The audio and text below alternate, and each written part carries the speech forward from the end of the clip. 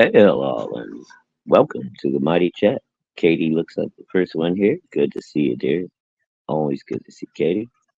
Rex, get your butt on in here. Oh, there he is. He's in the back room. Give me a second. At stage, Mr. Christian. Throwing me under the bus. Hello, Oh. hello, What's going hello on, there, man? Rex. In trouble again, Not much. eh? I know. Yeah.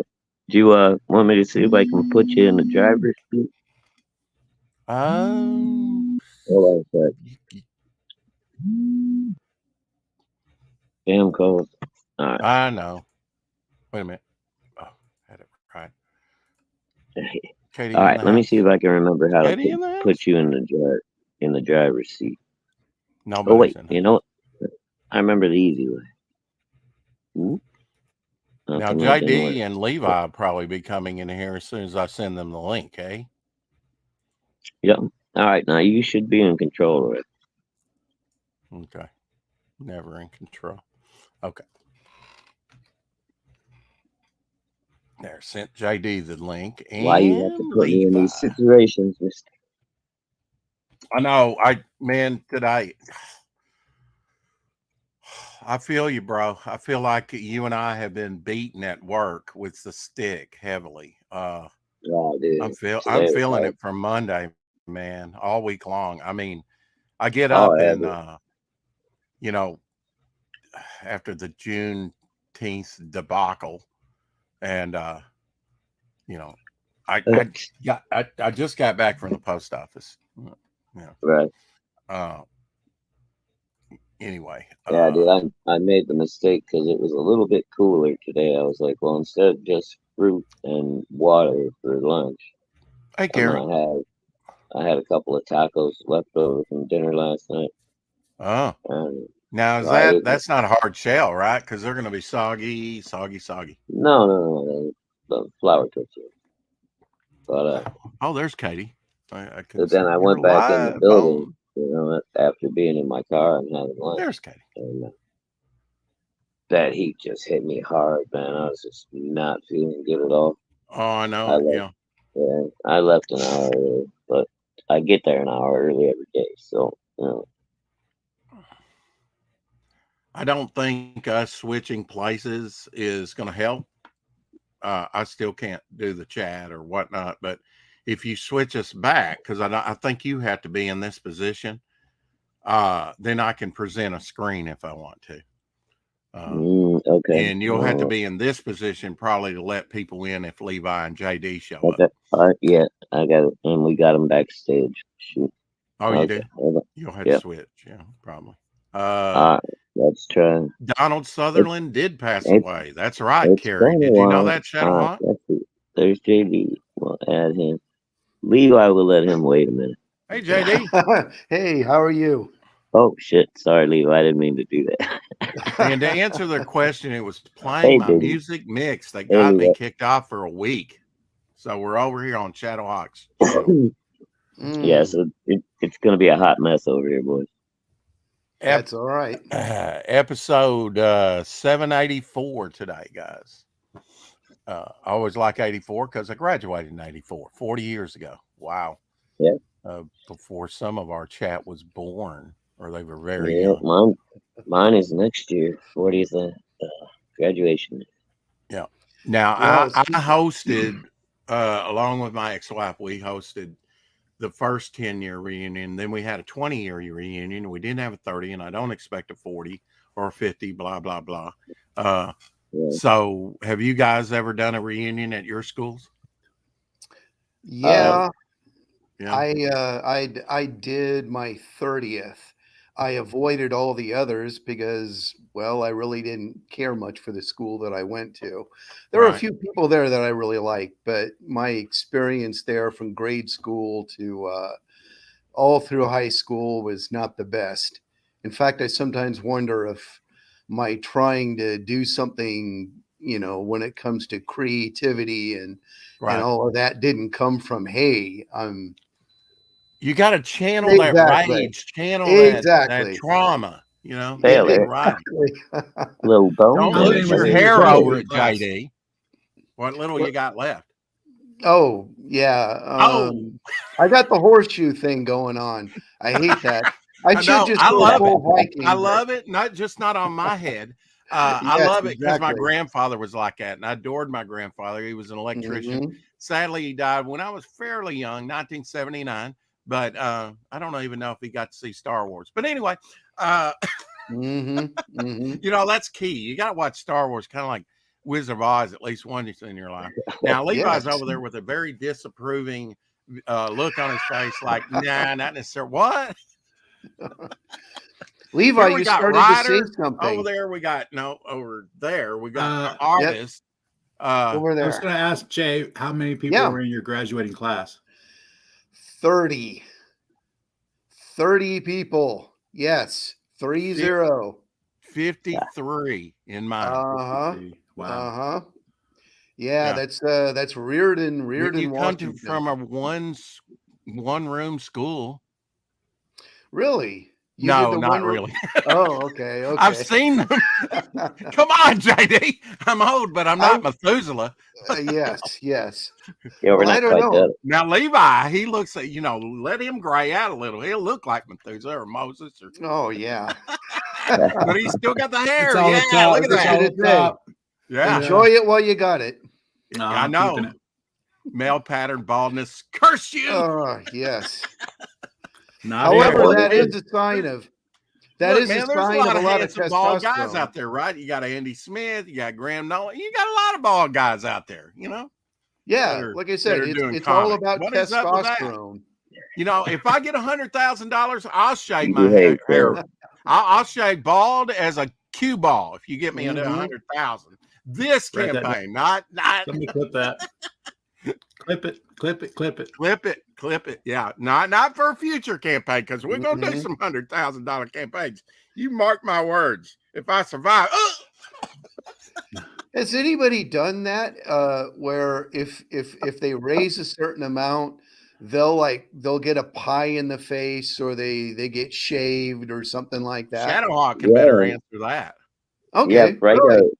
Braga wore you remember the movie Christmas Story, the pink All button suit? right. Yeah. Oh, Yeah, yes. Money Braga, suit. Braga got a custom made one, and he wore it for a year on every stream that he was on. Well, there you go. So Carrie yeah, says, and I'm then trying to he convince auctioned it God. off to somebody. It was like a raffle. So Mhm. anybody that bought a book or whatever, they were automatically in. And who And won that thing? I'm trying to remember. Me It was too. what I know who won it. it was Carrie somebody says, I'm with trying to that's in convince the Doc chat to all the time. twerk when he's fully funded. Hell, I'll twerk. Not if Nobody- I'm fully funded because I'm already there. But you give Nobody me wants to see that, let's right? say 30,000 on this one, and I'll twerk for you. I'll do a lap dance. Hell, I'm not How doing about that. 30,000 and you don't No. twerk? There you go. 30,000 I won't twerk. Yeah, Absolutely. there you go. There Yes. you go. There you go. We All got right, we got do you hand out standards, right, blindfolds? JD? Yes. Yes. JD, you been watching The Chosen, or Levi? You been watching The Chosen? No, I Man, y'all haven't. got to get on that, man. Oh my gosh, season first 4 season. is so good. You can watch season 1, 2, 3, and half of 4 right now. John Dillard recommended, and we've been doing a Bible study for over a year now, isn't it, Shadowhawk? At least watching The Chosen, different episodes, and talking about them, and Sundays at praying night. together, and just having church. Where 2 or more gathered, there He is also. So there you go. Mhm. That's my message for today. Let's pay him not to twerk. Bone says. No, Bone says. My eyes. I'm surprised that Eric and Boyd didn't say that. Hey, Eric. Yeah, like that is going to happen, Gary. Let's see. Just catching up with the chat. Levi, you're here. I recognize Levi. I don't know the other gentleman. Sorry, Eric says. Oh, JD, you got to get out there. But now I know. you had I know I computer do. problems. Tell us all about your computer problems of late. Well, I actually got them fixed. My laptop, it was like the hard drive was loose inside the frame and everything. So I found a local guy. He was able to solder everything in, get everything, ready to go. And the laptop that I have, it's fairly hefty because I do a lot of video editing on it. And in order to, because it was basically crashing a lot, I was afraid that I would lose like all of these files that I had from all of the video editing that I had been doing basically in the last 4 years. But finally got everything how it's supposed to be. Every now and then it'll get a little bit bogged down and it'll give me some message, we're going to have to, screeching halt and all that stuff, but nowhere near what it was doing. I know I'm probably going to have to get another Ring one. of death. Yeah, ring of death. Exactly. But anyway, yes, I was able to get this, what I'm using right now. It's up and running. Thank you for asking. Oh, I just knew that you had some difficulty and whatnot, and that's why he hasn't been streaming as much. He knows I've sent him links to come on, and Levi too. Levi's been doing his family tree back there. He's into genealogy heavily, obviously. I'm in my wife's office today. Hey, Mike Walters. Okay, all right. Did you already answer Eric there, Rex? What Eric asked me? This is not JD Kirby. This is JD Gunter. Is it Gunter or Gunter? Gunter. Yeah. It's like Hunter with a G. Yeah. Okay. There we go. Wabbits. Okay. Anyway, I got to play the hunter once, on Sleeping Beauty, to hunt the wolf, and I take my little gun, and I had a little hat with ear flaps, and I went out and for kindergarten graduation, and went out through the crowd hunting, just earnestly looking for that wolf. It was a lot of fun. I get to have a gun. Yay! Was it a real gun or was it? No, it wasn't a real gun. I don't think they'd trust me. It was made out of a cardboard tube, and no, it was probably a BB gun or a pop. Gun. I don't know. We used to have the cork guns. Yeah, the cork guns. Hey, they get you in the eye, man. Shoot your eye out. Oh, I know it. Yeah, I've been corked. I saw on the back, if you're riding I saw a bumper sticker or a little decal on a car there. It said, if you're riding my ass, you better be grabbing my hair. I've seen that. Following close. On a bumper sticker. That's where I've seen it. Yeah. I just laughed. I don't know. Went on. Got to meet one of my older teachers, 4th grade teacher. Actually, I had the other teacher, but I said, "Oh, you taught me for a few weeks. They put me in your class, thought I was an advanced student, and then they recanted, and I went back to the other." I think I was too disruptive. I don't know why they would think that of me, but I was bouncing off the walls back then. Unlike now. Yeah, no, you're completely calm now. I'm completely calmed down. Zen.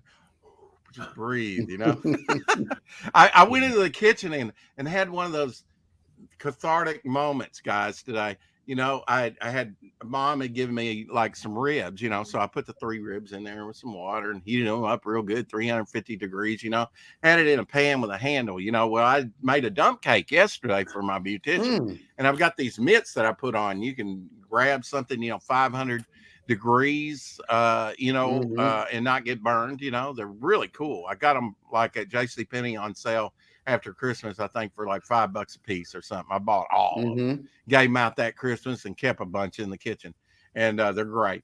And anyway, I guess I left the mitts in the, and I had one pot holder. Well, I took it out with it, right? And I set it down and laid the pot holder down, and then, it started to slip on me because I put it on you know, and it's got juice on there, and I'm in my bare legs. I didn't want to splatter me or go on the floor, right? So I grabbed the handle, and it's 350 degrees. Oh, shit. Burned both my hands. Oh, my God. Oh, yeah, that's not But good. I saved it. Yay. Still got the ribs. And I'm like, ah!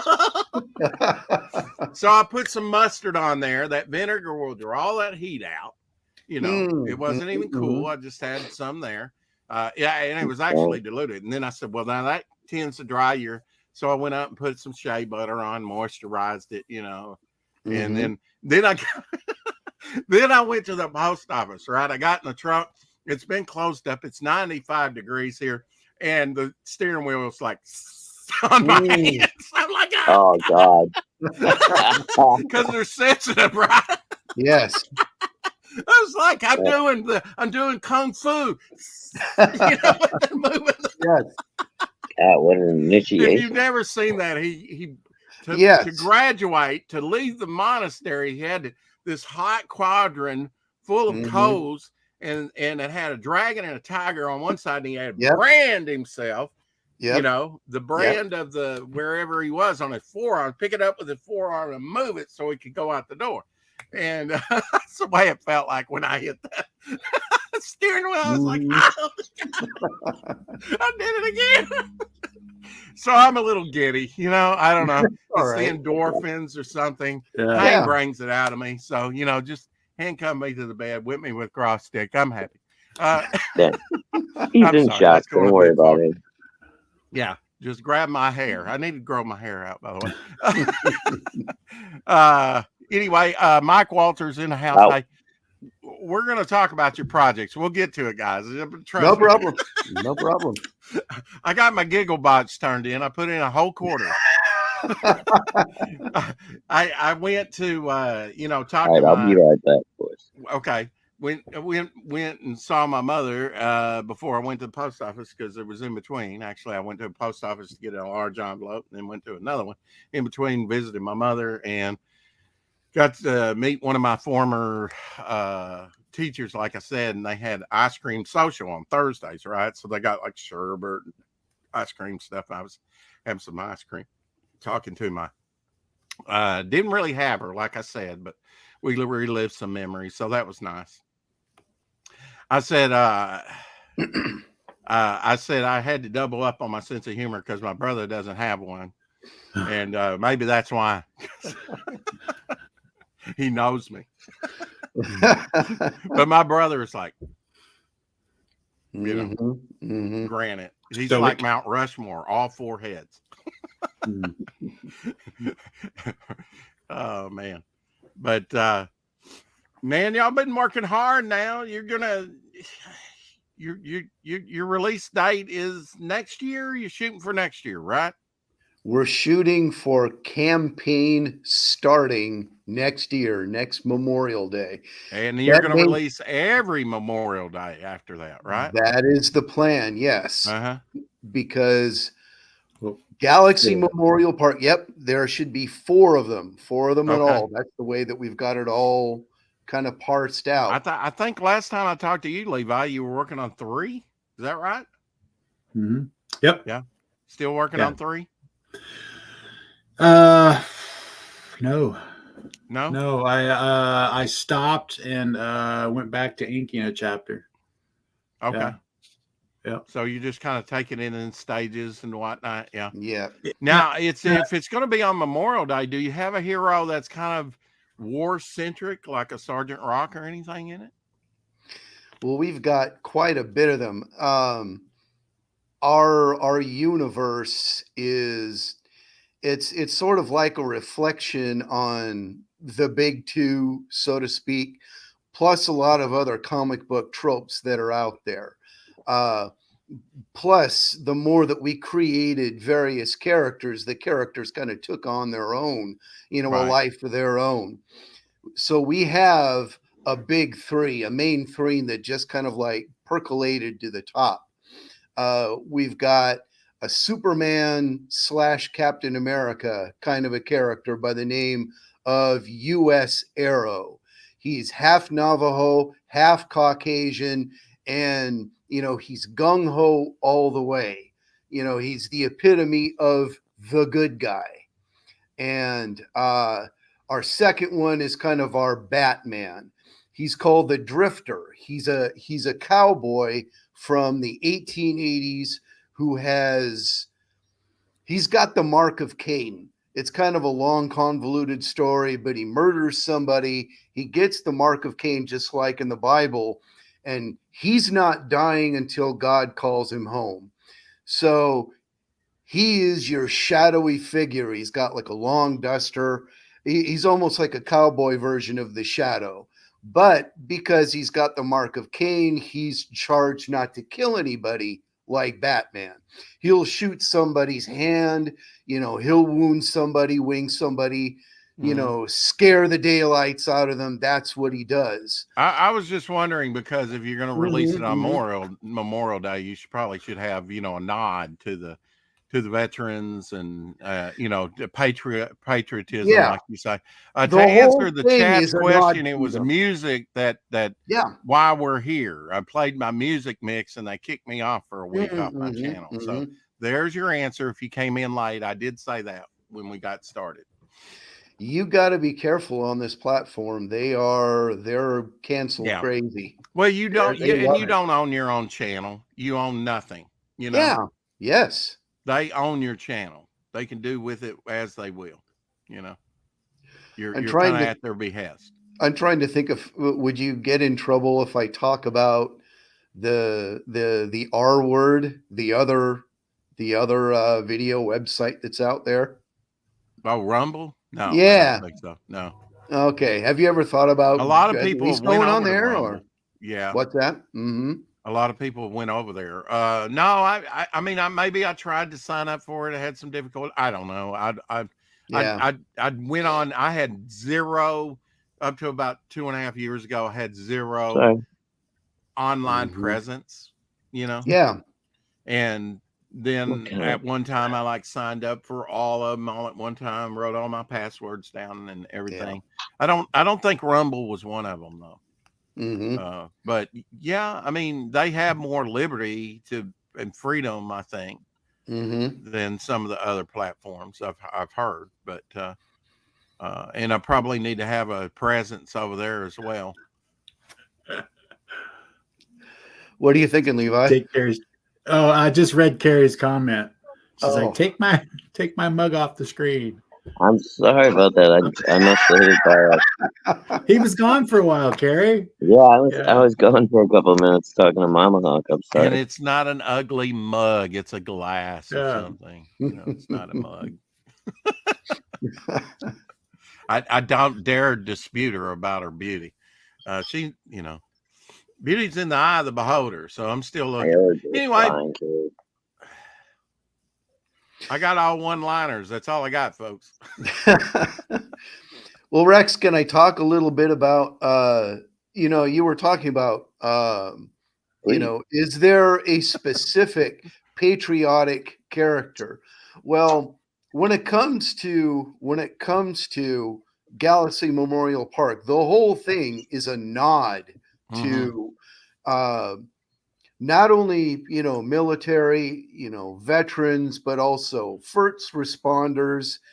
In fact, one thing that Levi and I are trying to do, we've been reaching out to the Tunnel to Towers Foundation. Oh, kind of going awesome. back and forth, where we would donate a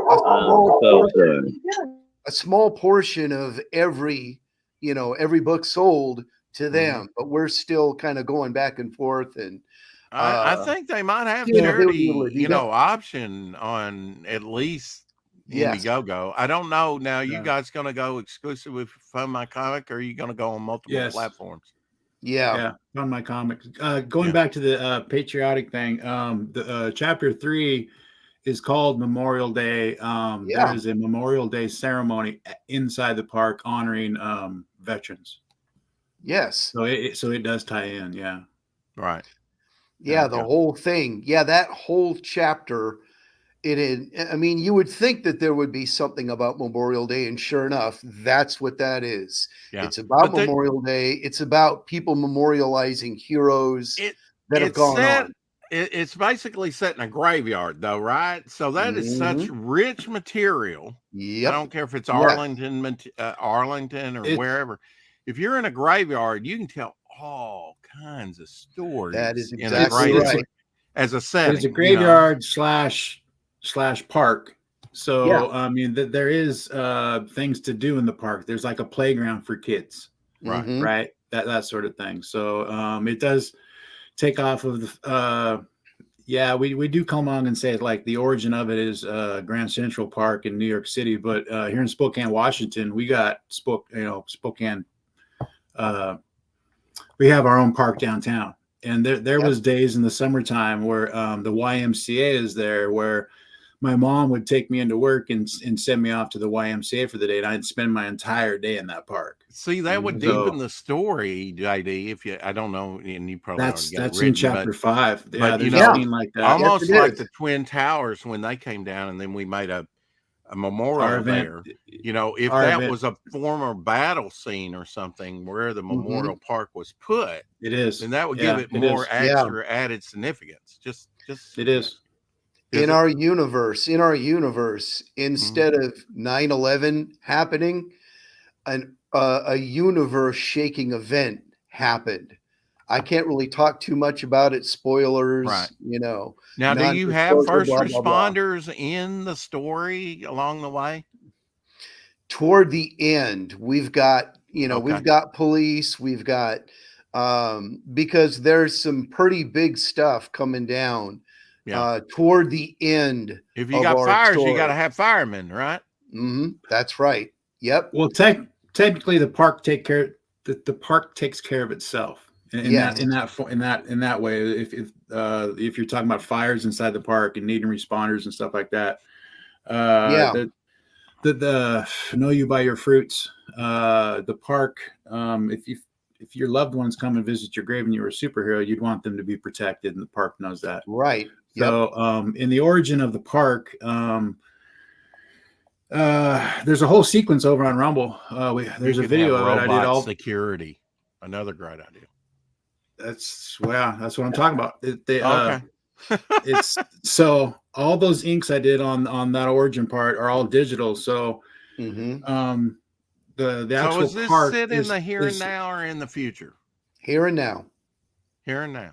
Yep, the here and now.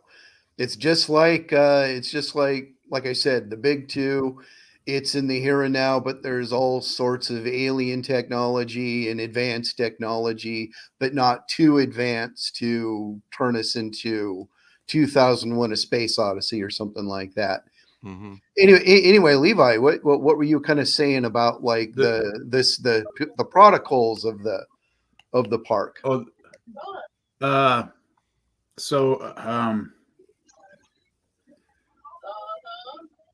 Can you guys hear? That's okay. I'm blanking. About the security. You were talking about the security of the park.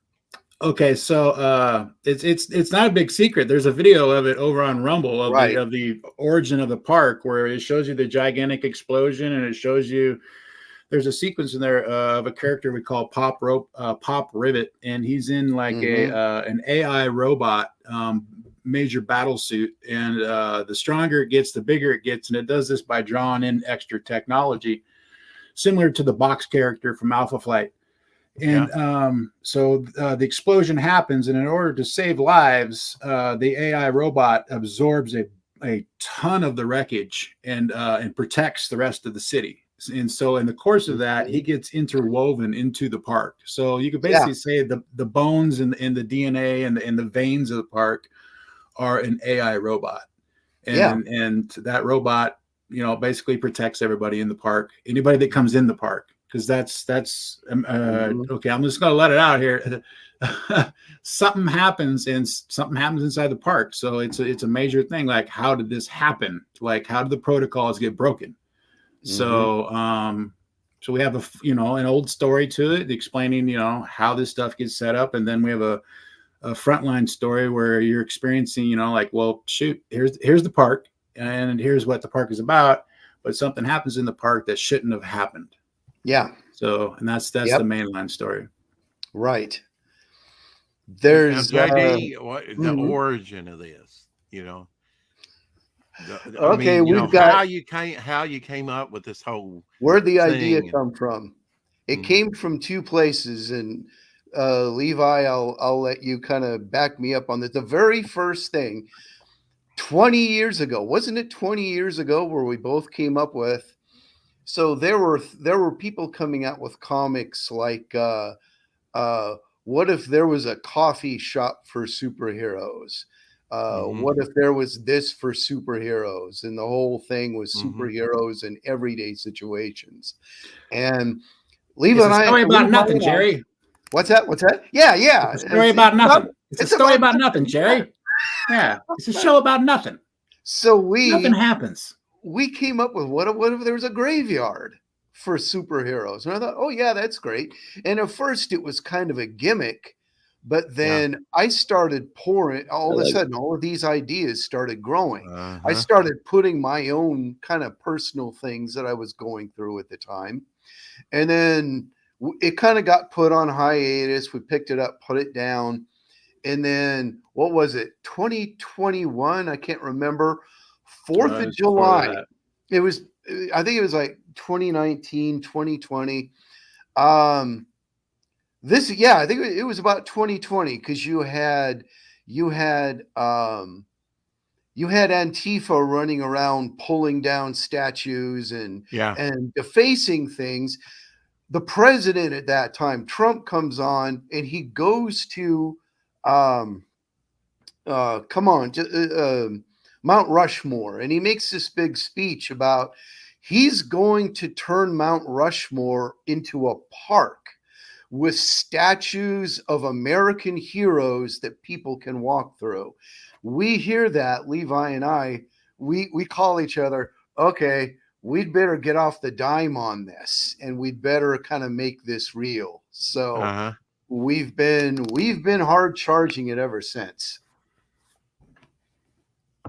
So that's where the idea came from. At first, it was a gimmick. It just kind of grew. Yeah. And then it's like, okay, if we don't want an actual event in the real world to kind To of take things supersede it. over, Yeah. we'd better And then you're get off the taking dime and do years that. to do it. But he Yeah. he would have to probably get congressional, Yeah. unless he yeah, yeah. Yes. I Yep. mean, it's and he might try for that in this second term, if he gets a second term. He If he may gets a try to do second that. term, yeah.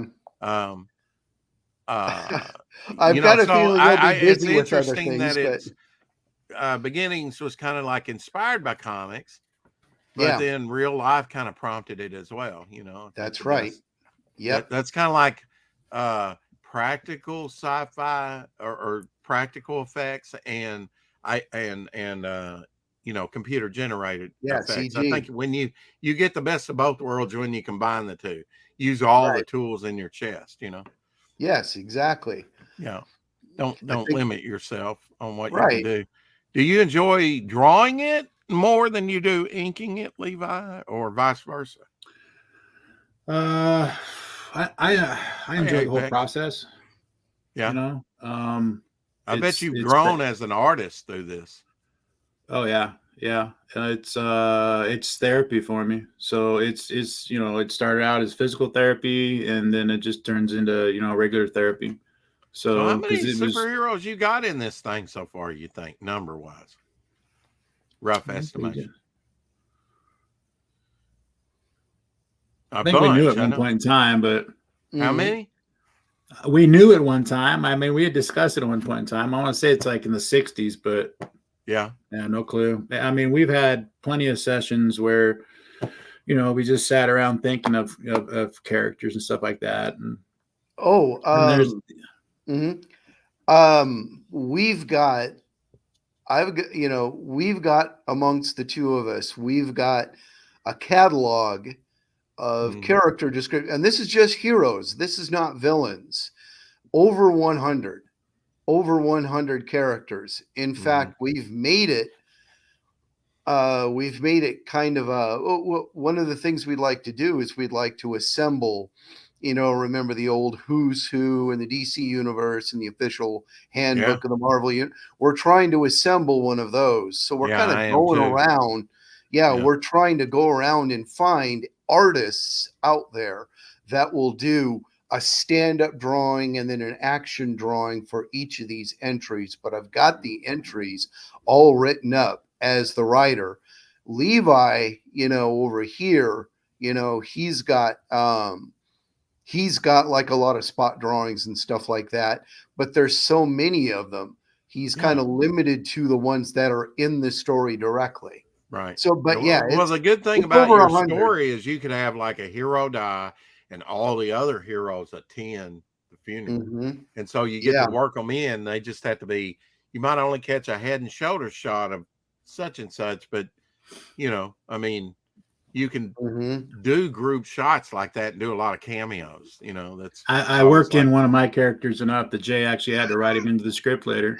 Yes. Yeah, I did that in chapter 1. Yeah, chapter 1, and then a couple of spot drawings that I did. It happens. It Billy happened with K9. Devil Flyer. It's like I thought this 2-page sort of not psychedelic, but sort of fractured reality page spread, and I hated to go to John and say, well, I got 2 pages I want to add to it, then he added 2 pages at the end, which I think it needed that that extra oomph, from where I left it off. So he added 2, I added 2, and you got to go by 4s anyway when printing. So it worked. Right. It worked out. Cool. But yeah, I mean, once you get started on it, like you say, JD, it's like, yeah, gimmick, or I want to get a comic out there and all. And then you really start, in the process of making it, which takes some time. Yeah. You think of this, you think of that. Well, how can I incorporate this and that? And, there's different ways to approach it, but I think giving yourself time to really develop it, think about it, and sounds like you guys have over 20 years. That's right. Awesome. Yeah. Yes.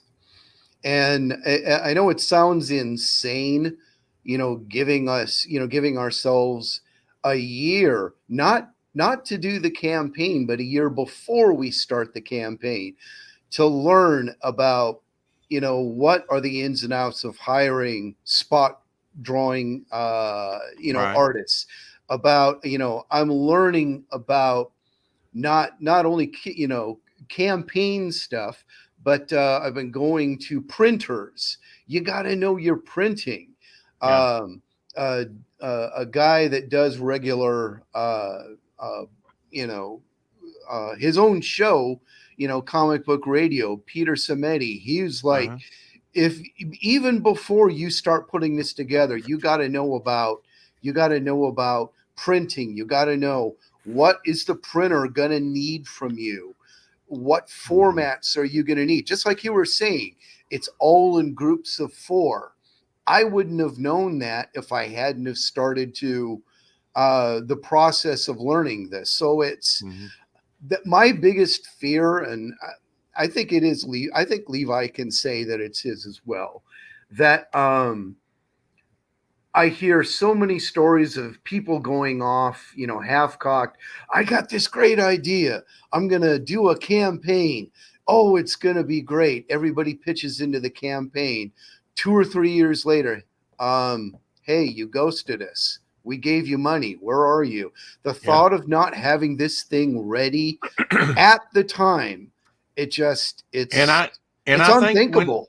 I think when I came into the campaign, it was like they were advising that maybe people like John Malin, I don't know, and maybe on their professional level, they can do that because they're quick artists or they have the resources, the money to do it from former campaigns. Because by the time they were talking about that, and I jumped on board and heard about the crowdfunding thing, I think they were talking about, 3 or 4 images and a cover, and you can start a campaign. You can, but you can, but like you guys are taking a different approach to have nearly all 4 issues, if not all 4 issues done before you even, and I think that quick turnaround, people are going to come back for more and more and more because you're going to have a quick turnaround. I believe in the story that we've told, and I want to be ready for every single time it comes up. Hey, I want to know what happens next. I want to know what happens next. And I don't want to keep them waiting for 2 or 3 years. Right. And I believe, Levi's been busting his butt, getting this stuff done. He's a workhorse, and he's not just a workhorse. He is an artist. And The I like stuff that he you does set a is limit of absolutely great. 4 issues, because I Yeah. always love those limited series like Punisher that Mike Zeck did, and others, Mhm. Machine Man by Barry Windsor Smith. They were limited runs, but they were a lot of fun, Yes. So there's a With- definite beginning, middle, and ending. Mhm. Yes. Are you think you're going to put it together all in one book probably after you get all 4 out, right? In like a big trade. That would be paperback? nice. If it I was would popular love enough, that would that. be very nice. Yeah. I would love that. It's Well, gonna be a huge one, over 300 pages worth. Well, like but you were talking a handbook, I just want that because I have so many Mhm. characters just to, Yeah. when I Yeah. hire an artist, it's like, well, do you have reference? Okay, Mhm. here's this Mhm. one book with all my characters or the majority of them, and I can Yes. hand them that. It's a great resource. They can kind of know from the write up Mhm. what the character's all about and reflect that. And when they're thinking about what they want to draw for that character, like Human Torch, of course, is probably going to have flame, right? Iceman's going to have ice. So, they need to know their power set and stuff. And with one book, you can just go here and it's Right.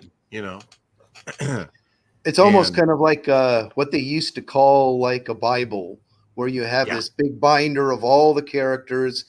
Mhm. One thing I ran into, I hired an artist from Brazil. He had come, Levi and I had come across somebody that Mike Barron was talking about, a Brazilian artist by the name of Starzo? Strazza. Strazo. Strazo. Yeah. Strazo. Yes.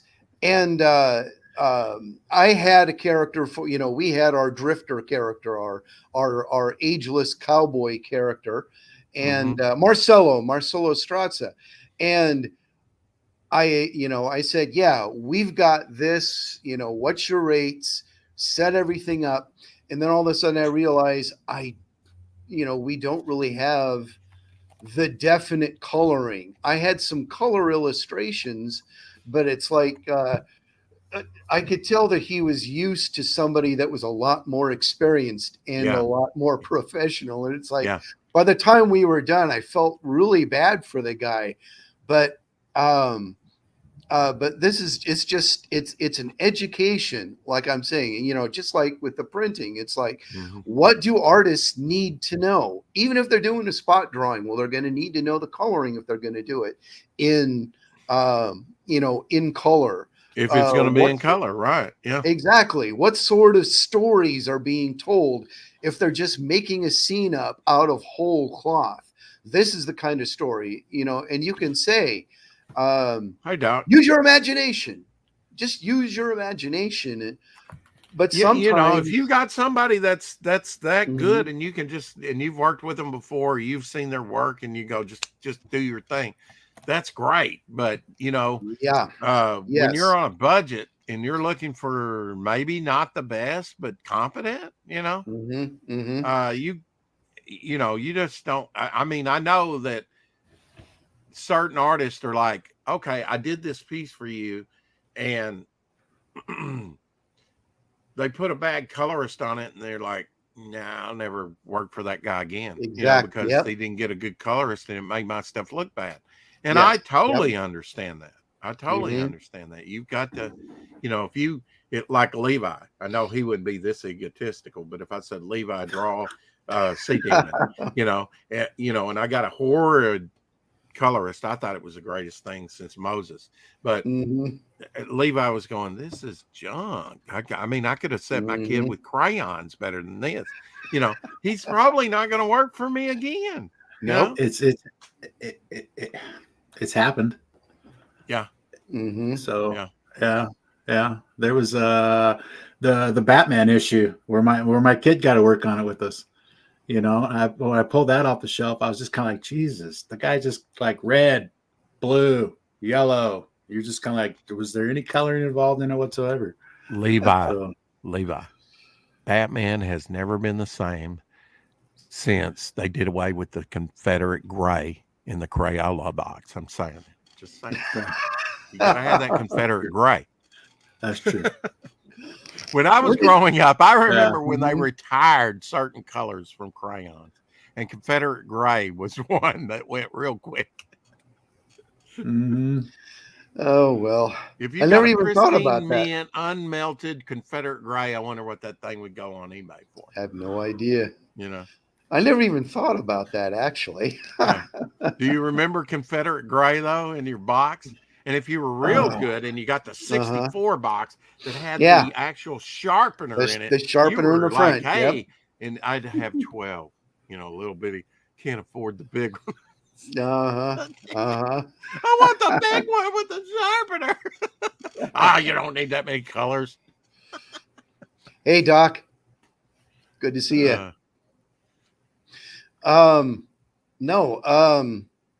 But you gotta have a good colorist, and yes, you know, each thing is its own discipline, right? Hello. The penciling stage, the inking stage, the coloring stage, especially. You got to get the right colorist that can hit the right tone, the right pace, right? You don't want it too dark when you're trying to tell a light story. You don't want to, you know, a dreary look when you're trying to play a hopeful story. You don't want something too bright if you're trying to tell a noir sort of moody piece. You know, coloring plays a big. You can have the best. You know, I saw this especially in like Savage Sword of Conan magazines or stuff like that.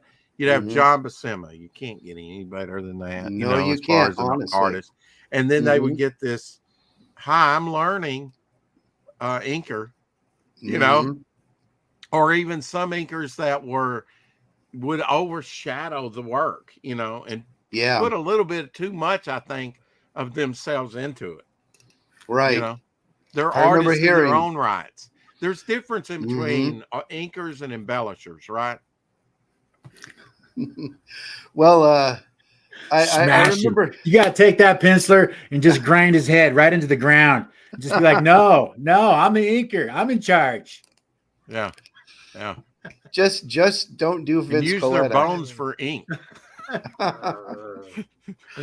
I do remember John Buscema, like I remember reading an article or like an interview where he was saying,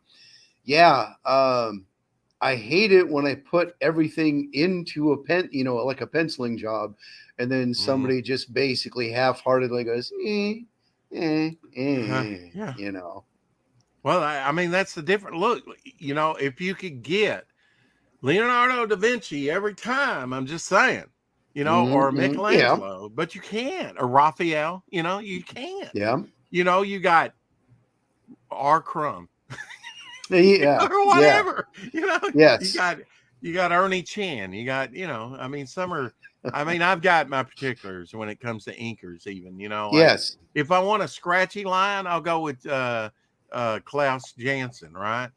Oh yeah. If I want a scratchy thing, if I want real smooth, I'll go with a Rubenstein, you know, or maybe a Tom Palmer or a Terry Austin, you know. There's different ways to ink, and some are, you know, I'm not a big Coletta fan, you know, really. I know they were rushed. It's amazing what they put out, being as rushed and on a deadline as they were. But when you look at Avengers, the first Avengers, I mean, run, the very first ones didn't have the best inkers over Kirby, and Kirby was just doing loose layouts because he was overworked. Even Fantastic Four, I don't think got the greatest inkers, and they were inconsistent. Every other, you know, George Rousseau on this one, Sutton on that one, and then Ditko on this one, and then, you know, it had different inkers, and some were, you know, better than others. So each issue was like up and down for some of the early Marvel stuff. It's amazing that they did as well as what they did. I think that was more of how they approached comics and what they brought to comics and the stories, and the situations that they put in, which was vastly different than what was DC doing at the time, which I think was more kind of campy and PC at the time. Yeah. Yeah. And it was the whole thinking was, this is just for kids. We really don't need to knock ourselves out for this. But you got somebody like I've been reading a lot about Jack Kirby. And what's interesting is when I was a kid, I thought Kirby's art was adequate, and the older that I got, it's like, man, it's not really that good. And his writing, man, I mean, I feel like I'm blaspheming here, but now that I'm older and I'm understanding his intent and I'm reading more about him, it's like, holy cow, the guy was doing all of this cosmic stuff, especially for DC and the Fourth World stuff. He was like letting all of this cosmic brilliance out. And it's like, but I mean, he did the same thing over at Marvel before he did it at DC. That's right. Yes, that's exactly right. He kept pushing and that. Another with one that came Fantastic after Four. him about a decade after was Jim Starlin. Yeah. Yes. He really got those, war, cosmic stories, Yeah, Warlock and yes. And you had like these space being, I mean, basically with Kirby, he was like, what if God were an entity in the comics, and he comes out with Galactus. And, well, now he would have an underling, okay, Silver Surfer, which wasn't even in the original plot sketch, from Stan Lee. That was totally his creation, was Silver Surfer. Yes. And he with Asgard, he could let out, Ego, the living planet. Yes. I mean, just concepts that were like, and I mean, but Ditko, with Doctor Strange. Doctor Strange, go to the astral plane, or well, I didn't even know what a freaking astral. Did even people know what an astral plane was back in the 60s? Doing some chipping back then. Well, a lot of people thought that he was on drugs, because it was psychedelic in content. I mean, he would go to this limbo place with these long bridges and these mouths just out of nowhere and eyeballs. And, it was like visual things I'd not seen before. Now you could go back and find elements here and there, especially during the 50s. The 50s had some trippy comic books. Like what would you tell you? Like what? Like what's an example of that? I know you call me out. Don't do that. No. Some of the EC stuff, probably. Okay. Yeah. EC was doing a lot of innovative stuff, but you had like Pine Comics, Avon Comics, the last of the Fawcett comics before they closed down in the 50s, partially due to the lawsuit between Captain Marvel and Superman that languished for over 10 years. And just kind of drained them dry. It was like a stone mill around their neck the whole time they were trying to publish. Right. The process is the punishment kind of thing. We're just going to drain them by keeping it in court. Yeah. Love DC, but oh my gosh. But no, that's like I said, I appreciate. I still love John Buscema a lot more because he had this classical sense to him. All of the classical stuff, the learning, like Michelangelo and the classic artists, and then he infused that with Kirby's sense of cosmic Shakespearean, and then some of the Shakespeare came from Lee, of course, but it was just larger than life. It was larger Kirby than life. was well read, Ditko was well read, and so was Stan Lee, and they really brought some game to the thing, right? As far as telling stories, Robert Kanigher over there that is mostly known for a lot of the war movies, but he did a lot more Yep. than that. He Sergeant was a Rock beast and- when, yep. you know, I mean, Mhm. he's there with typing away, you know, and there's just pipe in his mouth, you know, you know, Yep. he you know, Kanigher's I just saw some of his superhero stuff from the 40s, and I was Mhm. like, oh, I didn't know he did this. You know, he goes way Mhm. back, kind of like Fox, Gardner Fox. I mean, you had some people that come up through the school system when they were actually educating kids, you know. Yes. So how do you culminate all that and bring it to Memorial Park? Doc says, I want to hear more about Memorial Park. How are you trying to put the cosmic also into Memorial Park? Big time. Huge. There is, so our way of looking at these cosmic beings that guys like Jim Starlin, you know, would come up with. Like, I don't know if Starlin came up with the Living Tribunal or if that was another, but you know, that kind of, or like Well, I know Kirby's the first appearance Ego, of the Living Living Tribunal, Planet. I think, was in Strange Tales. I might be wrong about that, but Yeah. Gene Colan probably drew him. I don't know. Okay. But all of those, like you would think of the Infinity Gauntlet. Yeah. And but you all know what? of the That was cosmic beings developmental. show up. There's a good, I was thinking that same thing with the Soul Gem. And then when Yep, that's Thanos supposedly kills Warlock, then his own soul is trapped in the Soul Gem, and he's like in a paradise heavenly with the other characters like Pip, the troll guy, Pip the troll, and Rintrah. Gamora. No, not Rintrah. I'm sorry. That's Gamora Doctor Strange. was killed. That's right. So they're all in the Soul Gem together. And I'm like, what a trip. You know, at the time, I thought, man, I mean, you know, from the very beginning, that's what Marvel did was like, my very first Avengers story was set on an alternate planet, on an Earth, on an alternate Earth with a different president and different agenda for heroes. The heroes were villains. Formerly the Squadron Sinister, they were now called the Squadron Supreme, which was kind of like the Justice League for Marvel, right? That's right. And you also had you know, you had Cockrum that would do both, right? He'd do Legion of Superheroes, then he'd do X-Men, you know, things that Nightcrawler was going to be a Legionnaire. But for some reason they thought maybe he was too weird, you know. Marvel wound up with Nightcrawler. DC could have had Nightcrawler if they wanted. Interesting. That's something that is not something that I ever knew.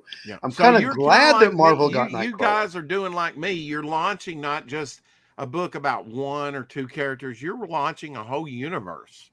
No, because we're telling stories. Oh, I mean, no, it's not just one or two characters. Oh, okay. Because this is a memorial cemetery for superheroes from across time and from all around the world. So, you know, we had to know, what is the timeline? What are all the characters?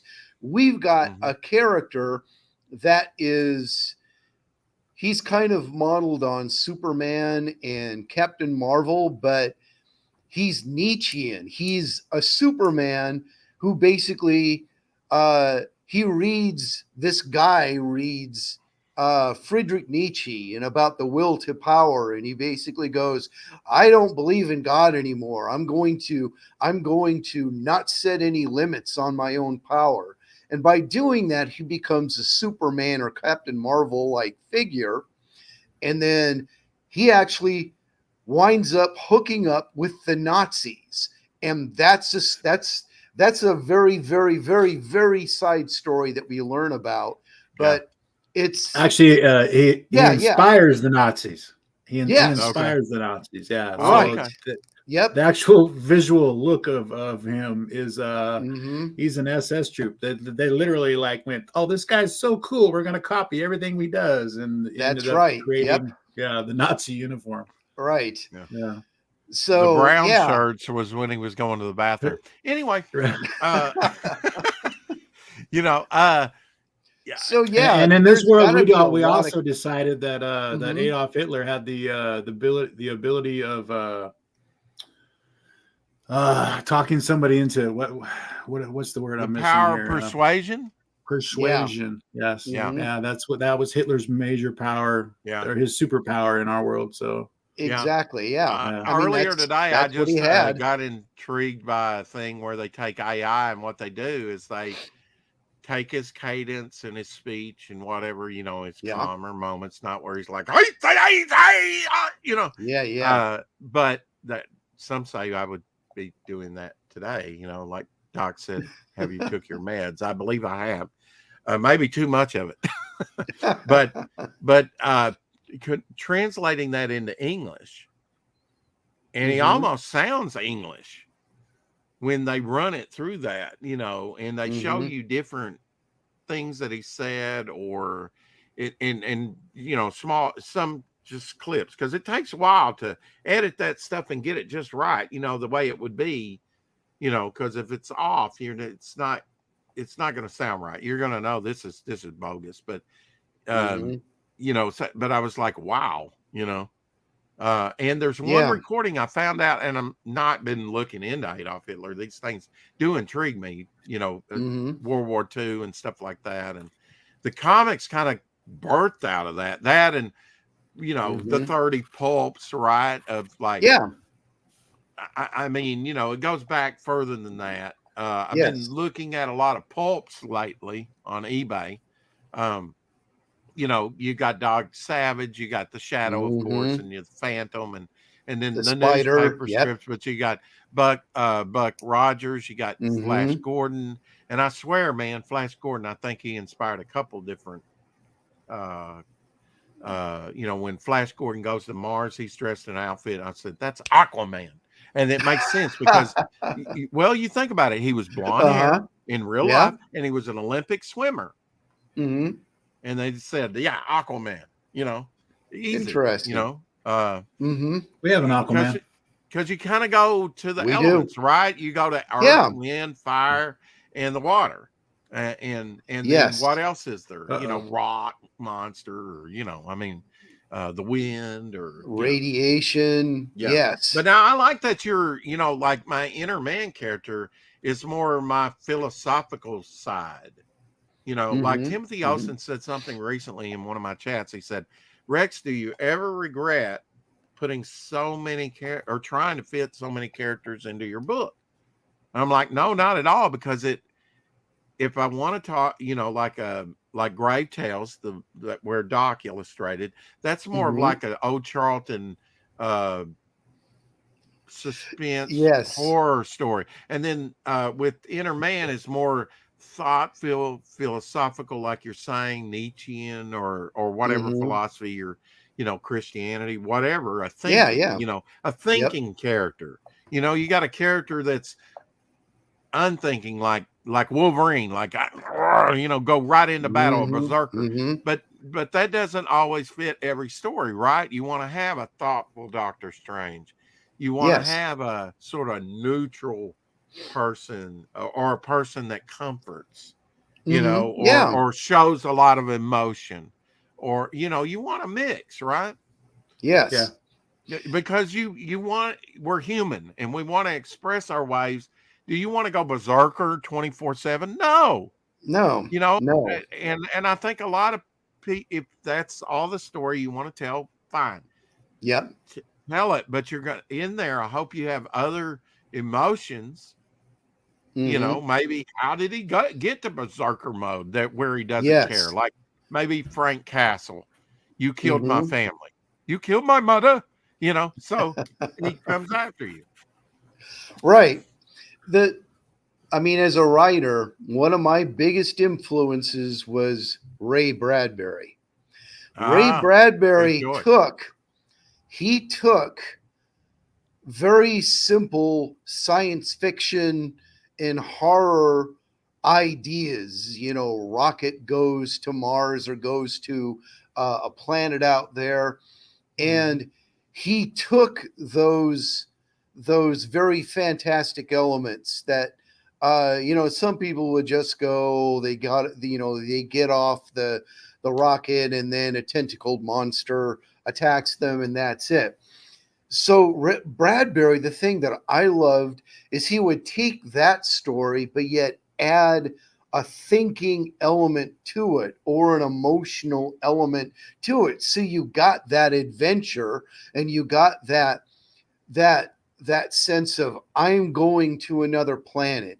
I'm leaving this boring, frustrating world behind for just a little bit, but I'm also expanding. I'm thinking about humanity. I'm thinking about other people a little bit more.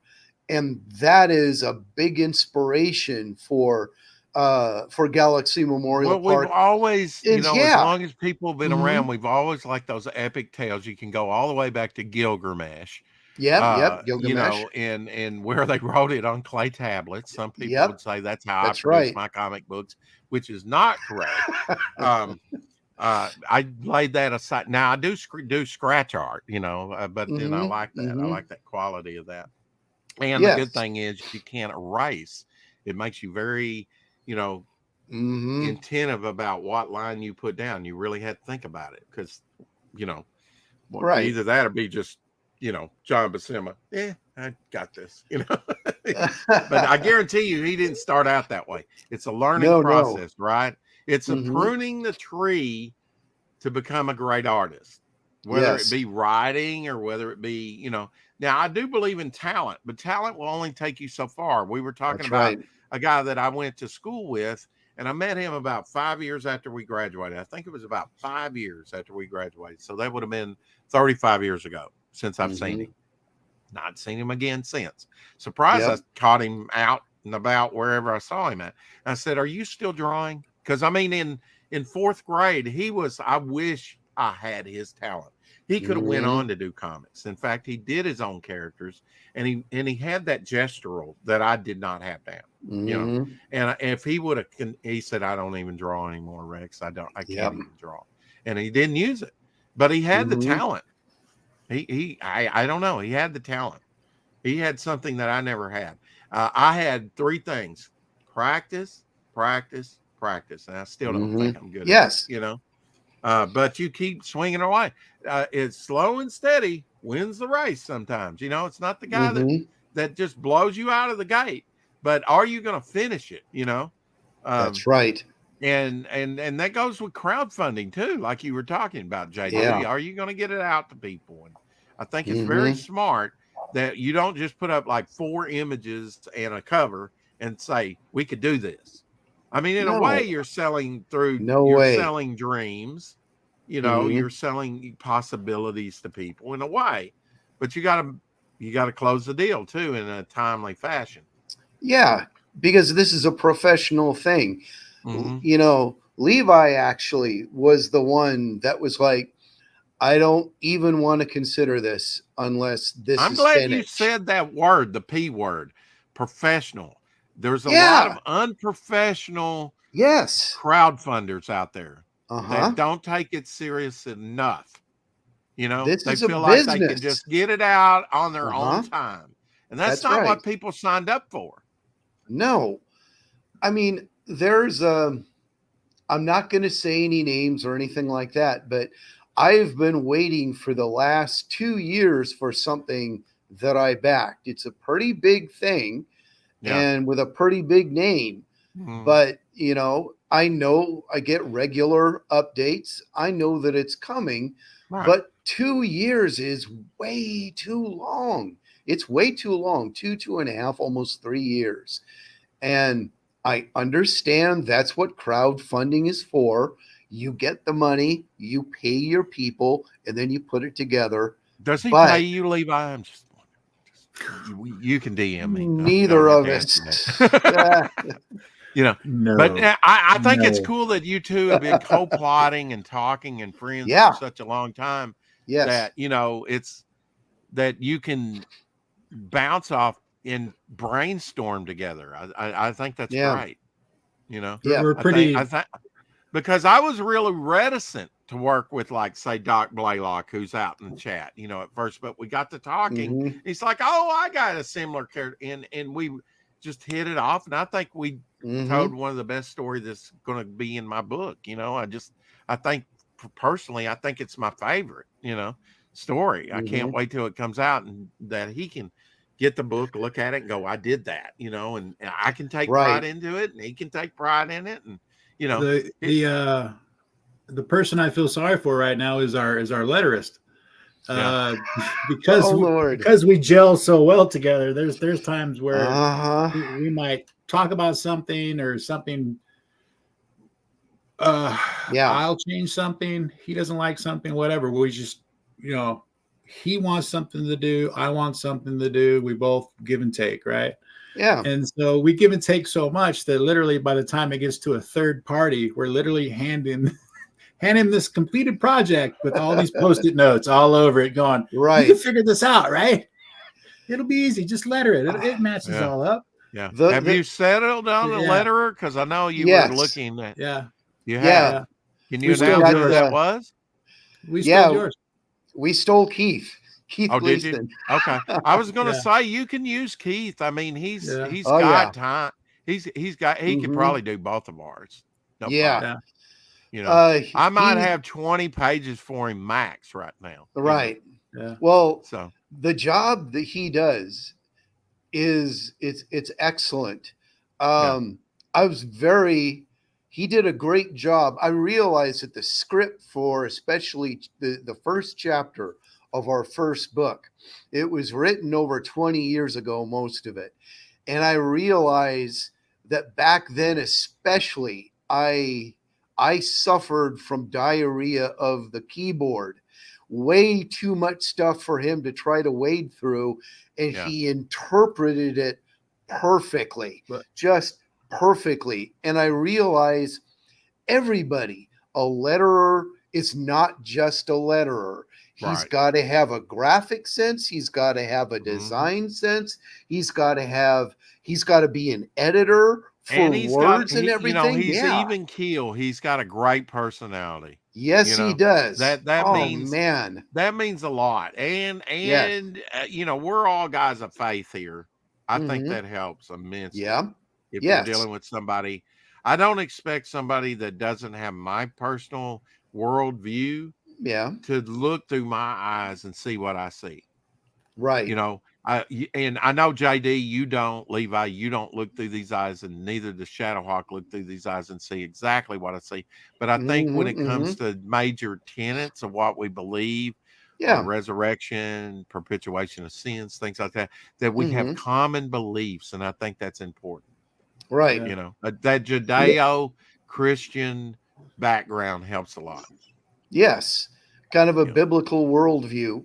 But when it comes to dealing with people, that really informs, Mhm. what we do. It's like, do unto others means if you know what it's like to be a colorist or an inker, or you've got your job and you're doing the Guy just best. starting out. Yet not just starting out, even if they are starting out. You mean You I can't gotta- flare Dude. up and get mad at you? No, No, I can look back at no. some of my stuff and I just go, "Oh my god, seriously?" Yeah.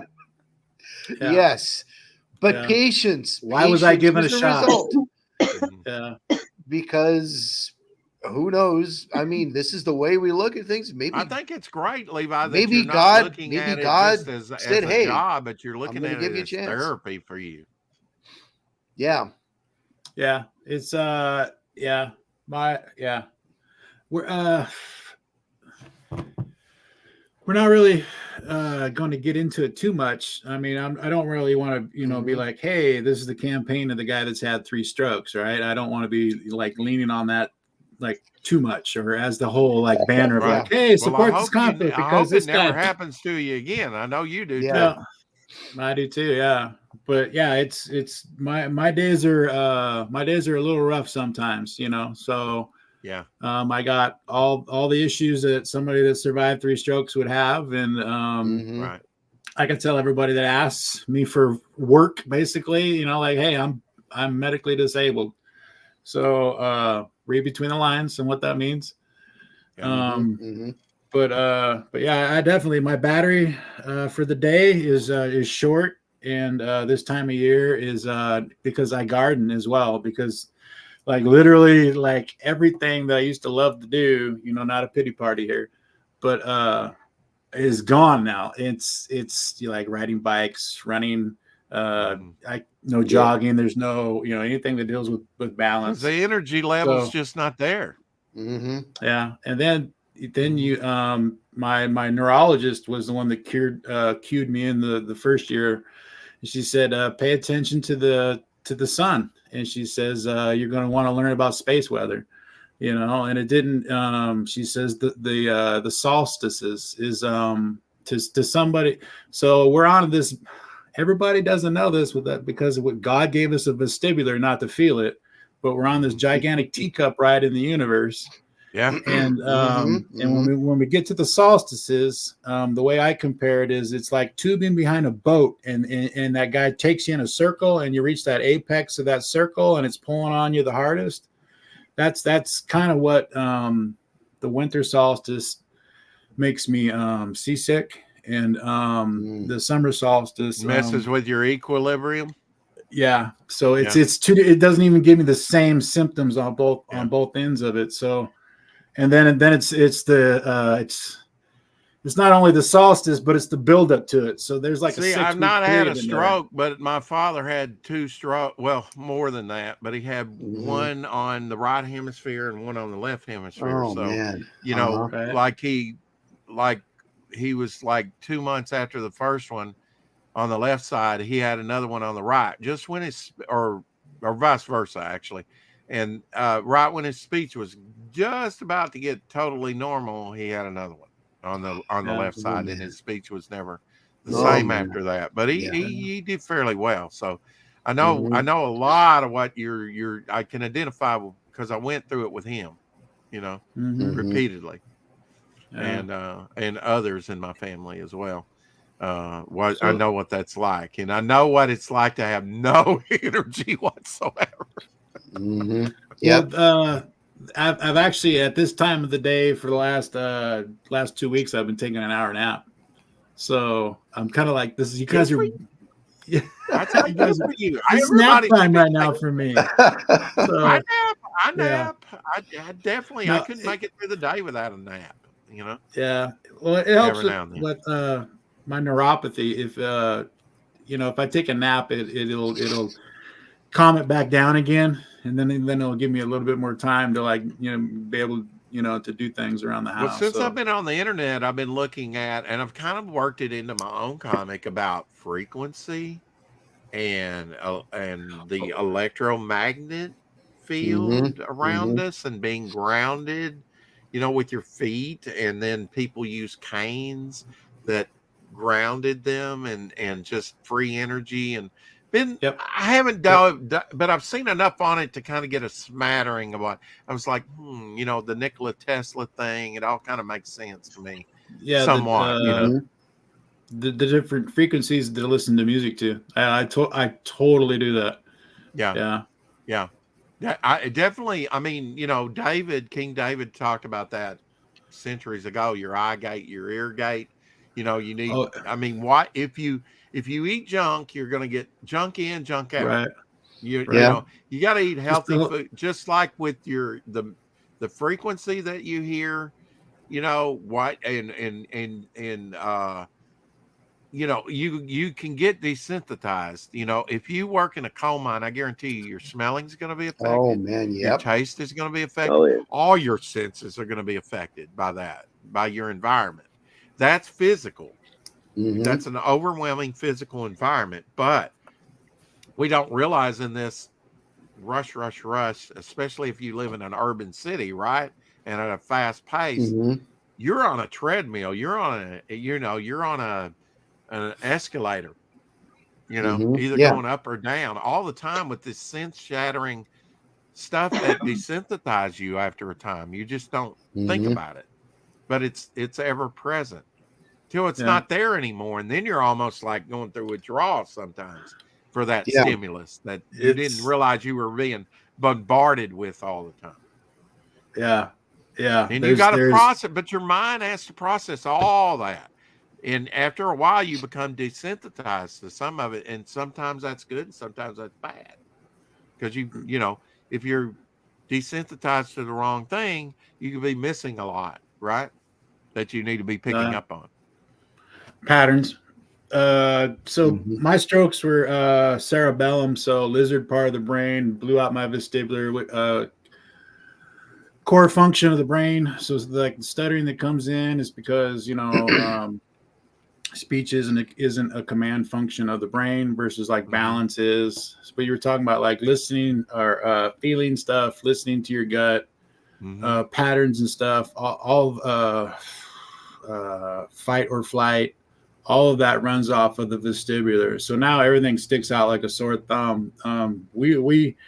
So some of the stuff I looked into and watched was like somebody showed up on those TED Talks who had a stroke, and they were giving a TED Talk to architectural students, and basically not telling them that they were designing stuff wrong, but they were saying, just giving everybody a heads up, like we live in a pattern world. Like you wouldn't believe like what a pattern does to somebody with a vestibular that's broken. So, well, I think there's intelligent design. I saw something recently like mushrooms or something for your hearing, and just the shape of the vegetables. They were comparing it to different things in your body and what the things do in your body. I was like, wow, I've never seen that before. Patterns within patterns within patterns, right? Yeah. And I've even heard scientists say on a molecular level there are patterns. Yeah. You know? I mean, in your DNA and the way your body works. Have you ever heard of the Mandelbrot configuration? Google that. Okay. It's Mandelbrot. Yeah, that's right. It is. Okay. It's an equation that results in a visual pattern that can be like microscopic. I mean, it goes down into past microscopic, all the way out into macroscopic. It's hard to describe, but like I said, if you Google it, you can find out more about it. When I actually think about that, when I see a video and I watch it, and I'm thinking about something going from that small to unthinkably small to unthinkably large, it actually triggers a panic response. It's like I feel trapped. It's almost like a Steve Ditko kind of a thing. Yeah, you probably do. Yes. I'll DM you my address. Anyway, that's what that kind of reminded me of, the Mandelbrot configuration. Yeah, you know, you could live a lifetime not figure it out. It seems like just on the twilight of getting a little bit of what God's trying to do in this universe, you don't. Yeah. You know, I mean, it's like the world comes to an end. You know, it's kind of like the story that Douglas Adams told in Hitchhiker's Guide to the Galaxy. It's like, I discovered the end of the meaning of life, and then the world ends. Boom. Yes. I always thought that was funny. You know. And the main character, of course, gets whisked away, you know. Right. You know, before the Earth is just seconds before the Earth is destroyed. By the Vogons. Yeah. Forgot about it. And always take a towel with you. Right. Towel is important. You know, just taking an everyday object and it becomes so important and integral to the story. You know. Yes. I think that's genius, and he was off the wall genius with his dialogue and just his thinking about stuff. It was, you know, I mean, it's great. I'm reminded of the Roman guard that comes back and reports and says of Jesus's talk, you know, his speeches. He's like, no one in the world has ever talked like this guy. Just so mind blowing out there, so different. That must be like Douglas Adams when he came on, you know, and wrote that book and the sequel. He's just like from another planet. You're like looking at it at a distance, just going, wow, I didn't know there were people like this out there. Yeah. I'm trying to remember what what was the name of the sequel? There were like 2 or 3 sequels. Hmm. I Oh, remember there's a bunch. Restaurant at the end of the universe. at the end of the. That's right. Don't panic. Uh, Yeah, don't panic. Yes. so long yes. and so long and Uh-huh. thanks for all. Thanks for all the fish. I remember that one. Yeah. Yeah, thanks for all the fish. And you're Trying to going, remember what the the other one hell? there. Just by the There's time. another one in there too. Yes. You know. I've got a big collected edition that has them all in there. It's pretty nice hardcover. Mm-hmm. I remember getting So Long and Thanks for All the Fish from the Science Fiction Book Club as a teenager back in the 1980s. Oh wow! I miss that. I really miss that. You know, he attended Cambridge and he did the Fourth Doctor. You know, he wrote Doctor Who, some scripts and stuff, and one was Sharda, and it was not produced because of a strike. But it's actually pretty good. And now they have it out. They've completed it in they animated the whole thing even. But it's actually, you know, he wrote about what he knew, Cambridge, the university. So he set the story in Cambridge with the doctor and kind of stayed there on campus during the story. And it deals with another Time Lord with another TARDIS. And it's very interesting story. And the teacher that he goes to see, his TARDIS, you know, a TARDIS can be disguised as anything, right? Right. What's the room that they're in? It's his office, his room in the college. Oh, okay. Yeah. That would make total sense. Yeah. Where he's been all his time, you know, and had all his possessions, his books, and you know, his little kitchenette area where he made tea and things like that. I think that's so cool. You know, you didn't see the control. It was like in some cabinet or something, you know, that actually controlled the whole thing. But right. It, you know, and just that he materialized his TARDIS within his TARDIS, which was the room, because his, you know, he moved or materialized the police box in that room. So technically, and that was done before in the Masters too, in John Pertwee earlier, where he put his TARDIS within the Master's TARDIS, but then the Master's TARDIS was in his TARDIS, and his TARDIS was in it was infinite. Yes. You know, it's mind blowing when you think about it. You know, they did some trippy things in Doctor Who. When was this that Douglas Adams did this Doctor That would have Who been late 70s. story? I think about 79. Okay. With Tom Baker, the Fourth Doctor. Oh yeah. Oh yeah. Makes sense. Yeah. Tom Baker was the one that basically introduced a lot of Americans to. He's our only Doctor Who. Come on. Yeah, he's my favorite. Yeah. I can see where people would say he is the Doctor. I mean, he affected. Yes. I mean, he played it longer than anyone, 7 seasons. Some would say maybe a bit too long, but he, you know, what's cool. And also, who are these some? So that may have their name. Yeah. Get them. Yeah. Now, did you guys like K9 or were you anti K9? I didn't mind him. How about you? I liked him at the time, but I was young. Yeah, I didn't watch much of it. Yeah. Okay. Yeah, I like K9. Sorry.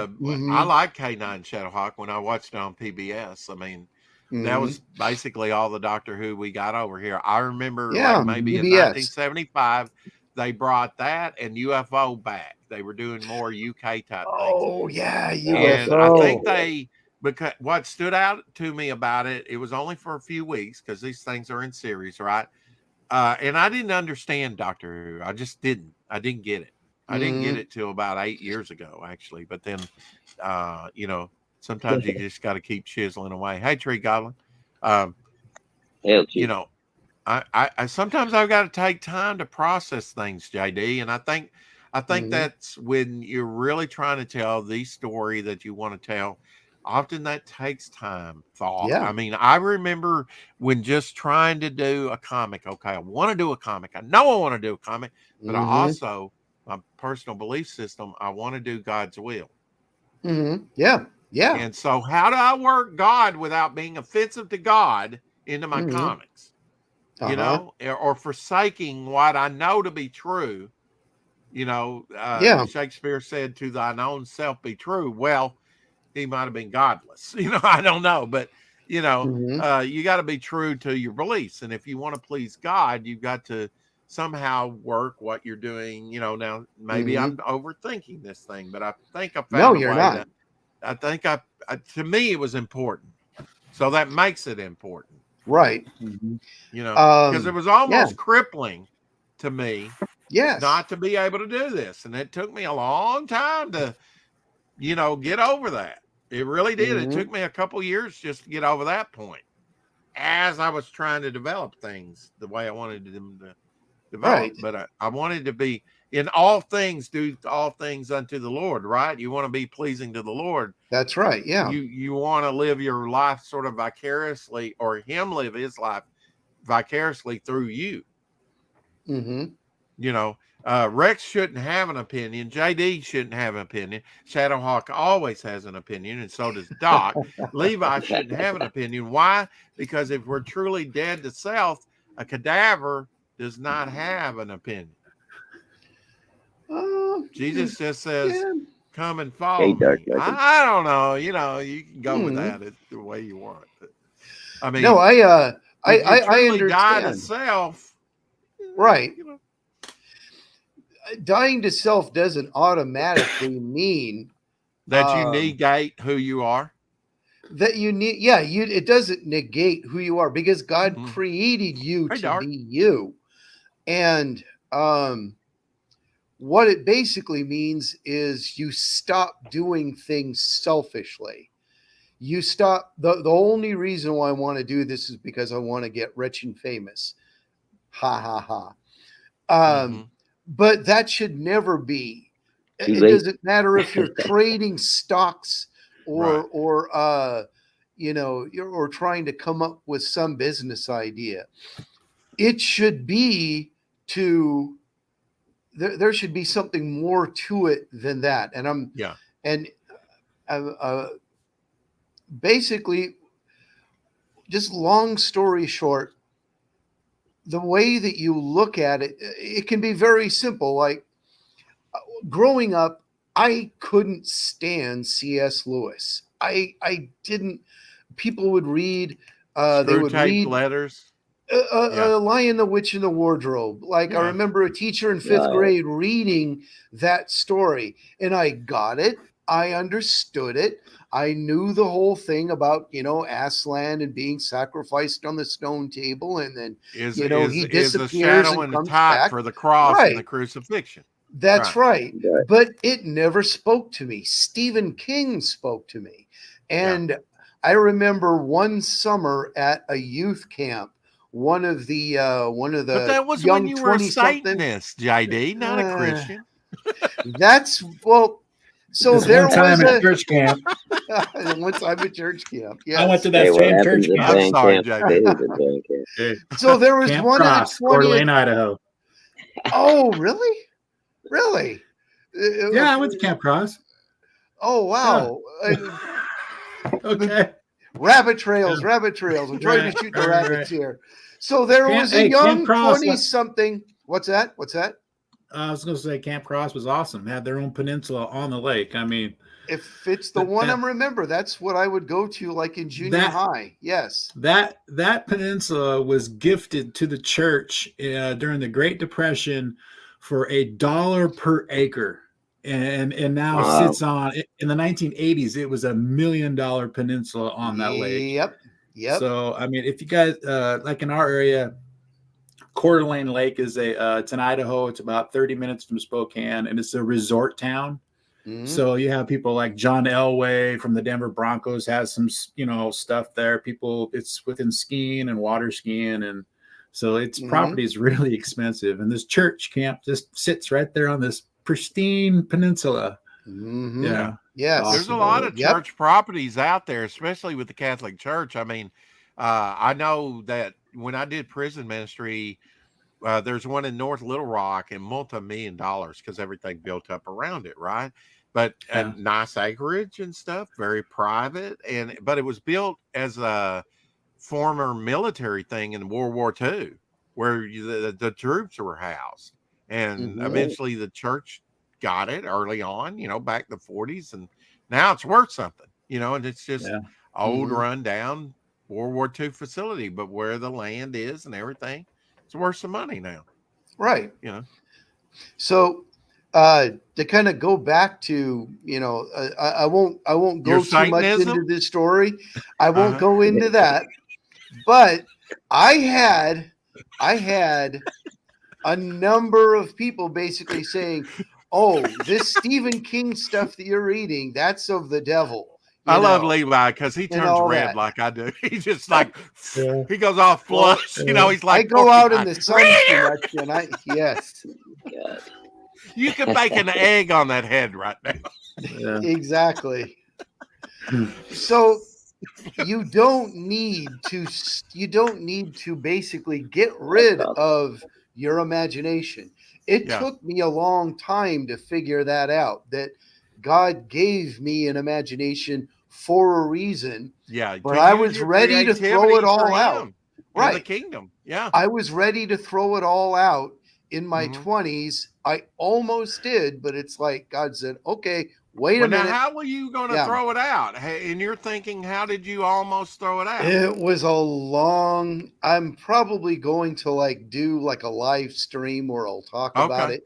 Well, But a lot of long, people go into the military and just have them tell them what to do, or, right? they go a different direction than Mhm. being a creative outlet. Right. In Mhm. a short space of time, about 2 or 3 months, I had all of these very kind of almost reactionary people going, "You shouldn't be doing this. You shouldn't be liking movies like A Nightmare on Elm Street. You shouldn't Oh, come want on. to write fiction. All of this stuff." Mhm. And it's like, God, are you trying to tell something? Are you trying to tell me something Well, here? you got this going But on, right? exactly. I That's want to serve exactly. God, but I've got these other feelings too. And how do I reconcile it? And that's exactly that you're talking about. That is what reminded me of that. Mhm. And it's like, it wasn't until I started there was a guy by the name of George MacDonald who actually influenced C.S. Lewis, but I read a book of his called Phantastes, and it was gothic. It was fantastic, but the guy was a Scottish preacher that wrote it. And this was the guy that influenced C.S. Lewis, and C.S. Lewis, like I said, I couldn't stand him. But then when I read him, it's like, oh, okay, I get it. I was basically being closed minded, just as closed minded as some of these people who were, making me feel like a booger for just I liking, never really got wanting to C.S. play Lewis Dungeons and either. I Dragons, for know crying that out loud. he was one of Mhm. Ronald Reagan's favorite, Yeah. but Yes. I Yep. mean, he's from a different generation. He is. He was there Yep. when the books released, so I could see where they might have influenced his faith and his thinking and Mhm. things. For me, Yeah, I C.S. Lewis was found kind of those like, later actually, but Mhm. they are pretty Right. good. mhm, But I enjoy them now because I really get it. mhm. The I still planet, don't the get it. I'll space, be honest, I still don't get it. this. But I But don't dude, I take was the I was time to the get same it. Then way again, when I was young. I yes, was just If I sit down rapping and read horror, it and said I'm going to figure horror. out That's C.S. all I Lewis, I wanted. Mhm. might get it. But yes. My You guys favorite remember book is the probably scene? yeah.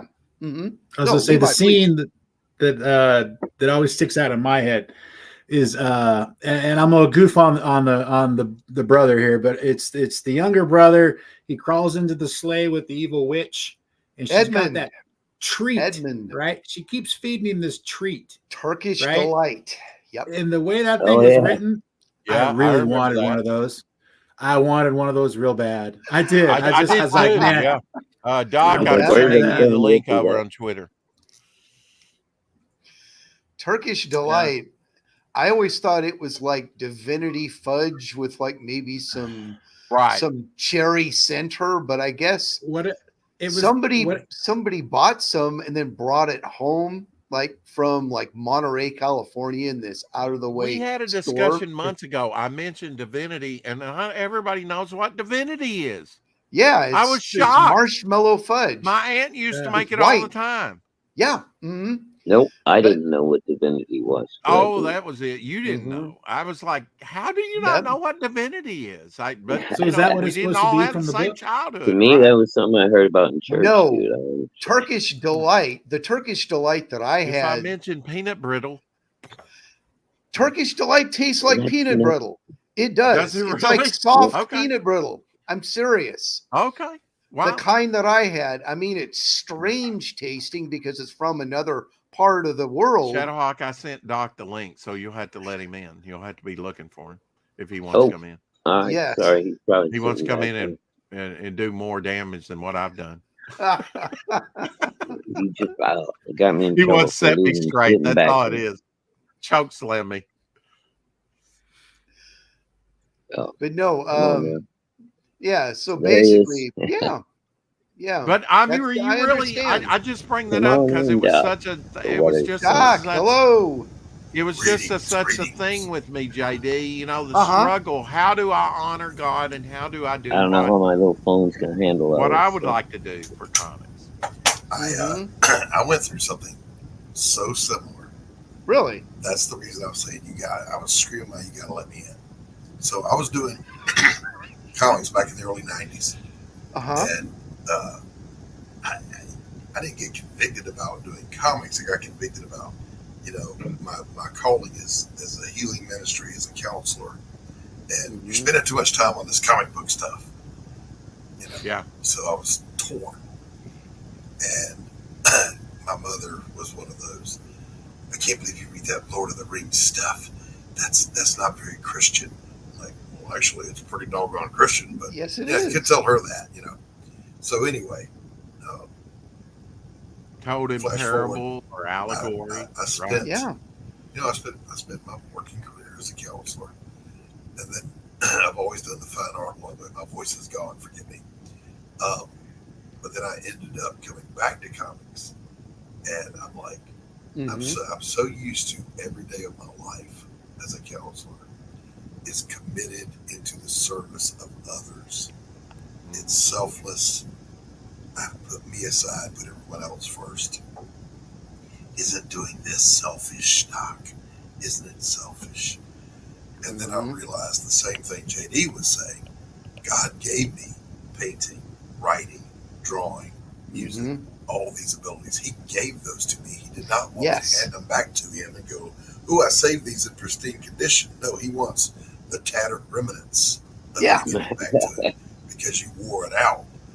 So, I've been there. I've been in that struggle, man. It was, it is a struggle. Yeah. You have to reconcile it. And I guess that's an individual thing, just like your faith. I mean, you have to take it to God and say, God, what do I do with this? And you both work it out together. That's right. I think that's what you do with every problem you have in life, right? Yeah, and of course, Rex called my book demonic. How could you as a Christian? No, I didn't call it book? demonic. I said that Elsie. How could you as a Christian? No, Elsie said, I relayed to you what Elsie said about it before he even knew you, before you knew him. And he was like, man, there's some demonic, or it seems to be some pretty heavy themes in that. I'm putting it in my own words now, to lighten the blow. But I mean, you're over dramatizing. You're such a over dramatizer. Levi, did you have something to say? You raised your hand like yeah. Well, I could sit around and have a pity party about everything that I can't do anymore, or I can sit here and concentrate on the things that he left me. It's not like God took all these things from me, but he did. I was left, the two most important things that I really, really, really like to do, and that's draw comics and garden. So I could sit around and bitch and complain that I can't ride a bicycle anymore, or I can't go for a jog. But why? I got left other things that I can concentrate on. When you come to it with everything happens for a reason, that's a different worldview than what the world. Why has this happened to me? You're already at a deficit. You're already in negative territory. You're losing ground on the field at that point. If you come to it with, I don't understand this, Lord, but we're going to get through this, and you're going to have to help me because I'm struggling here.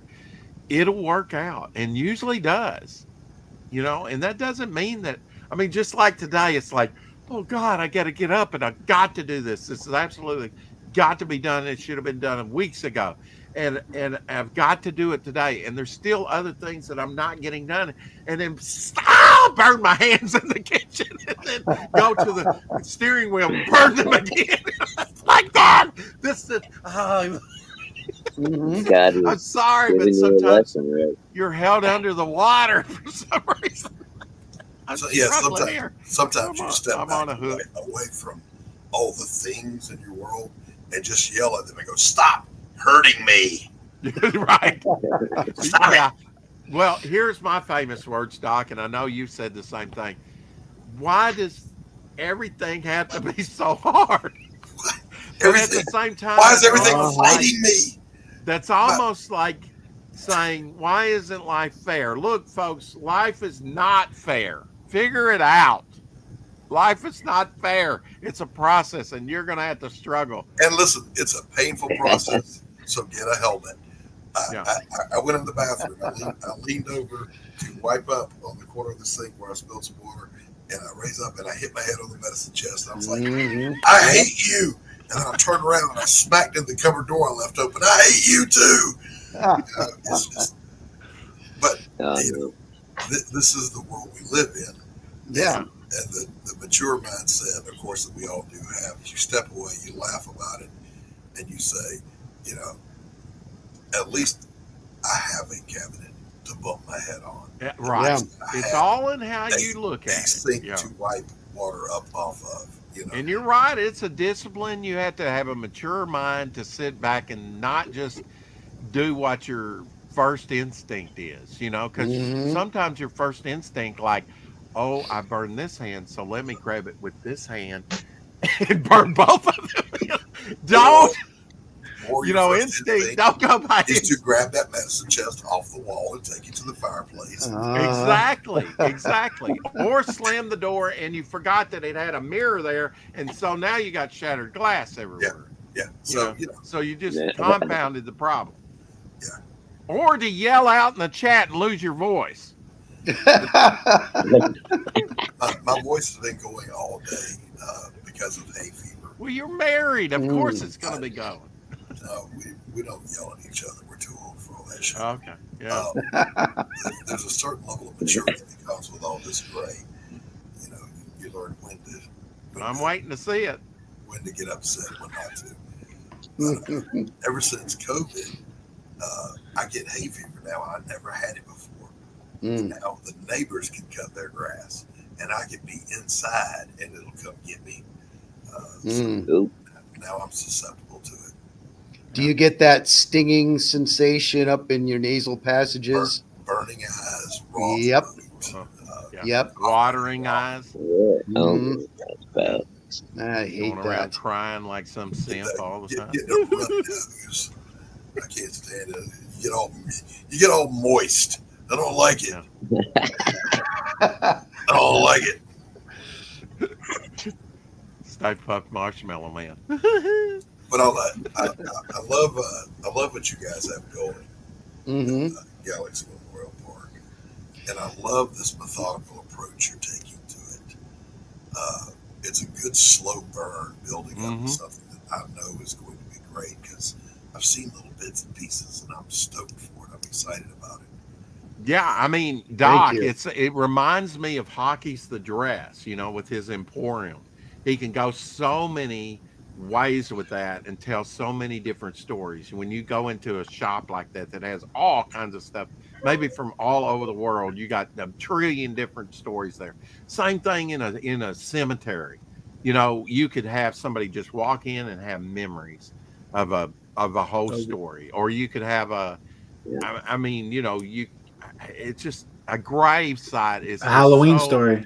There's this where my grandmother, and I haven't been back there. Well, shortly after she was buried, to go visit her, and talk to her and sort of just go there again, and I know where it is. It's not that far from me. I could go anytime, but I haven't been back in decades. But every time I go there, I go over to these other they're just cheaply done, concrete duck. blocks, and they were 3 babies that died very shortly after birth, I think. Oh, yeah. But I think they, for some reason, and back then modern medicine wasn't what it is today, right? They probably died of the same thing in the same year. But they took the children's marbles that they used to play with, and they spelled their name out and date and everything in the concrete. Mm. And just seeing those old marbles that those kids used to, that's a those 3 little gravestones tell a story. He needs in. Yep. He needs in. Doc needs in. Yeah. Yeah. So, hey, what happened? We let him in here. I was going to say, we have an idea for a Halloween story. I mean, it's pretty, I don't know, cliche because it's it's a graveyard and stuff. And What you go, happened? Halloween story. Mm-hmm. But Halloween stories are very popular, I think. Yeah. Wardrobe over there, and it was open, and I stepped into it. And I don't know what happened. Then you saw a little guy with goat Turkish legs and a bunch delights. of Christmas packages. No, Tell us about your Halloween story idea you have in mind. Yes, please go ahead. Yes. Well, okay. So, stuff you pull from real life. Okay. So basically, it was going to be a homeless person stumbles his way into the park on a windy, stormy night. At night, rain, stuff like that. And he's just looking for a place to kind of bunker down for a bit and get out of the weather. And he stumbles upon a part of the park that we don't have exposed to the public. So, and we have just discussed this. We haven't written anything about it. It's just an idea that I threw out there.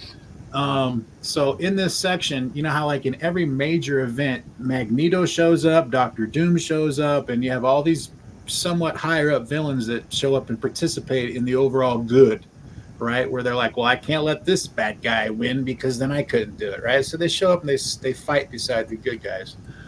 Well, so some of these villains died in the September event, and so they secretly got buried in the parks. There is a section of the park where it's specifically about bad guys that have somewhat redeemed themselves, kind of, sort of. Yeah. And this guy, he stumbles his way into this section of the park. And it's basically, it was kind of an excuse to redraw some of those Marvel Universe covers where they went into the dead section at the end of the series, and they had all those graveyards and stuff. Like the handbook, the Marvel Handbook of Dead. Yeah. Yeah, that's it right there. So basically, a majority of the scene would be this guy stumbles into this section of the graveyard, and the ghosts are haunting their own graves. So he's there having conversations with villains or something like that, and it's basically a redemption story where we're trying to get this particular bum to turn his life around and actually do something with it. So it would just be a way for those villains to kind of, maybe I should have done something better with my life. Yes. Yep. That's awesome. Yeah, I love it. I love it. Yeah, I mean, so moody, blowing leaves, and and it's very popular. If you can release that around October, man, you're gonna do bank with it. Just and it could be like a 24 pager. It wouldn't have to be long. Just a one shot special. Yeah, I always love that. Even or they did that with Swamp Thing too. Like Halloween when they were doing those Walmart 100 pagers. They were stuff like that, and even had like a little slant box, for it, and Halloween theme. Yeah, I was thinking about if I had the ability, but my drawing sucks, to draw a little like 1-page stories and then post it to the website, just to kind of like get I wonder if there's a new story. And just to generate the interest there as we're coming up on the Memorial Day next. What's that, Shadow? Your drawing can't be that bad, man. Look, you as the writer, all you have to do is be able to convey your ideal to Levi, which I don't think is the problem because you've been working with people so long, He's pretty On busy. some of these, with the main- uh-huh. No, I was I'll just let you saying- speak. I'll let you speak. No, you were going where I was going anyway. I was on some of these stories. They're not meant for me, to tell. It'd Yeah. be something else where if we got somebody excited about something, they wanted to come in and participate, or we were able to, to pay somebody that we thought would Yes. do a good job at it. The original concept behind this book was to have multiple artists on it. Right. It was one of the things it was supposed to have every flashback scene was supposed to have a different artist to it. So that way it literally felt like you're reading the Marvel Universe and the editor is grabbing something from that story from 20 years ago and just simply reprinting those panels right there on the comic. And what is your universe going to be called? Galaxy Memorial Park Universe. There you go. Work on it. Simple. Keep it simple. So Simple the pimple first- control. Simple pimple. Yep. Did you really? The first say book, it's What's that? basically the first two books is basically me doing all the flashbacks, and then Mm-hmm. the third book we've gone and we've contacted some people. Like right now there's a 16-page flashback of one character where I simply sold the idea to the artist by the artist said, hey, my favorite character is Spider-Man, and I said, hey, I got this 16-page story of a female Spider-Man fighting mobsters inside of an Italian bar. Yep. And he's like, sold. There's a 4-page Drifter flashback that should be drawn by somebody else. So you mentioned You know? Drifter earlier, and I thought, man, wouldn't it be great if I don't know how you guys think about crossovers, but I'd love to do, my character Midnight, female character, which is a, travels in time. That's just, Mm-hmm. and she won't be the only one traveling in time. There is time travel. I mean, my whole premise Mhm. is open up Got Pandora's no box. Not literally, but figuratively, a second time, and letting more chaos into the world. So that means more chaotic, wild stuff can happen, and and that involves with some time travel, involves some change of frequency, as I was talking about, and electromagnetic affects everything, affects the physics of the universe. Drifter would be doing this the entire time. He would. He would. So, He doesn't. this is Mhm. a second grade educated cowboy from the 1880s Hmm. that's cursed by God to wander the earth. Right. So like literally like if he's not walking, he's just moody as all get out. Yeah. Well, that's Yep. kind of like So- Phantom Stranger, and then years ago in Trinity of Sin, I actually read that story that had an image character in there, because they own that image character now. I think it is. It might have been part of Top Cow. I can't remember. It's part of Jim Lee's one of his created characters, and it also had the question in it. But what it was is they said that Phantom Stranger, who goes all the way back to the 50s for DC Comics, Yeah. was Judas, and sort of Oh. cursed to walk the earth. And later they drew him with medallions, and those were supposed to be the 30 pieces That 30 of silver pieces of around silver. his neck. Interesting. Yeah. Uh-huh. And they did a whole scene of them, like all three crucified, the question, and him, Phantom Stranger, and then that image character, which was the I can't remember, Zealot, I think was her name, crucified. And they did this whole story. It was called Trinity of Sin. It was actually quite interesting. And but that aspect, I always remember that he was Judas. I don't think that was the original intent for the character. I think that's more of a recent development, but it's a kind of an interesting one. Doc, before we get out of here, I know we're running long in the tooth here. How's things going with you and your project? Yeah. Everything is finished. We're going to print in the next 2 weeks. Woo. To do the campaign's an open storefront.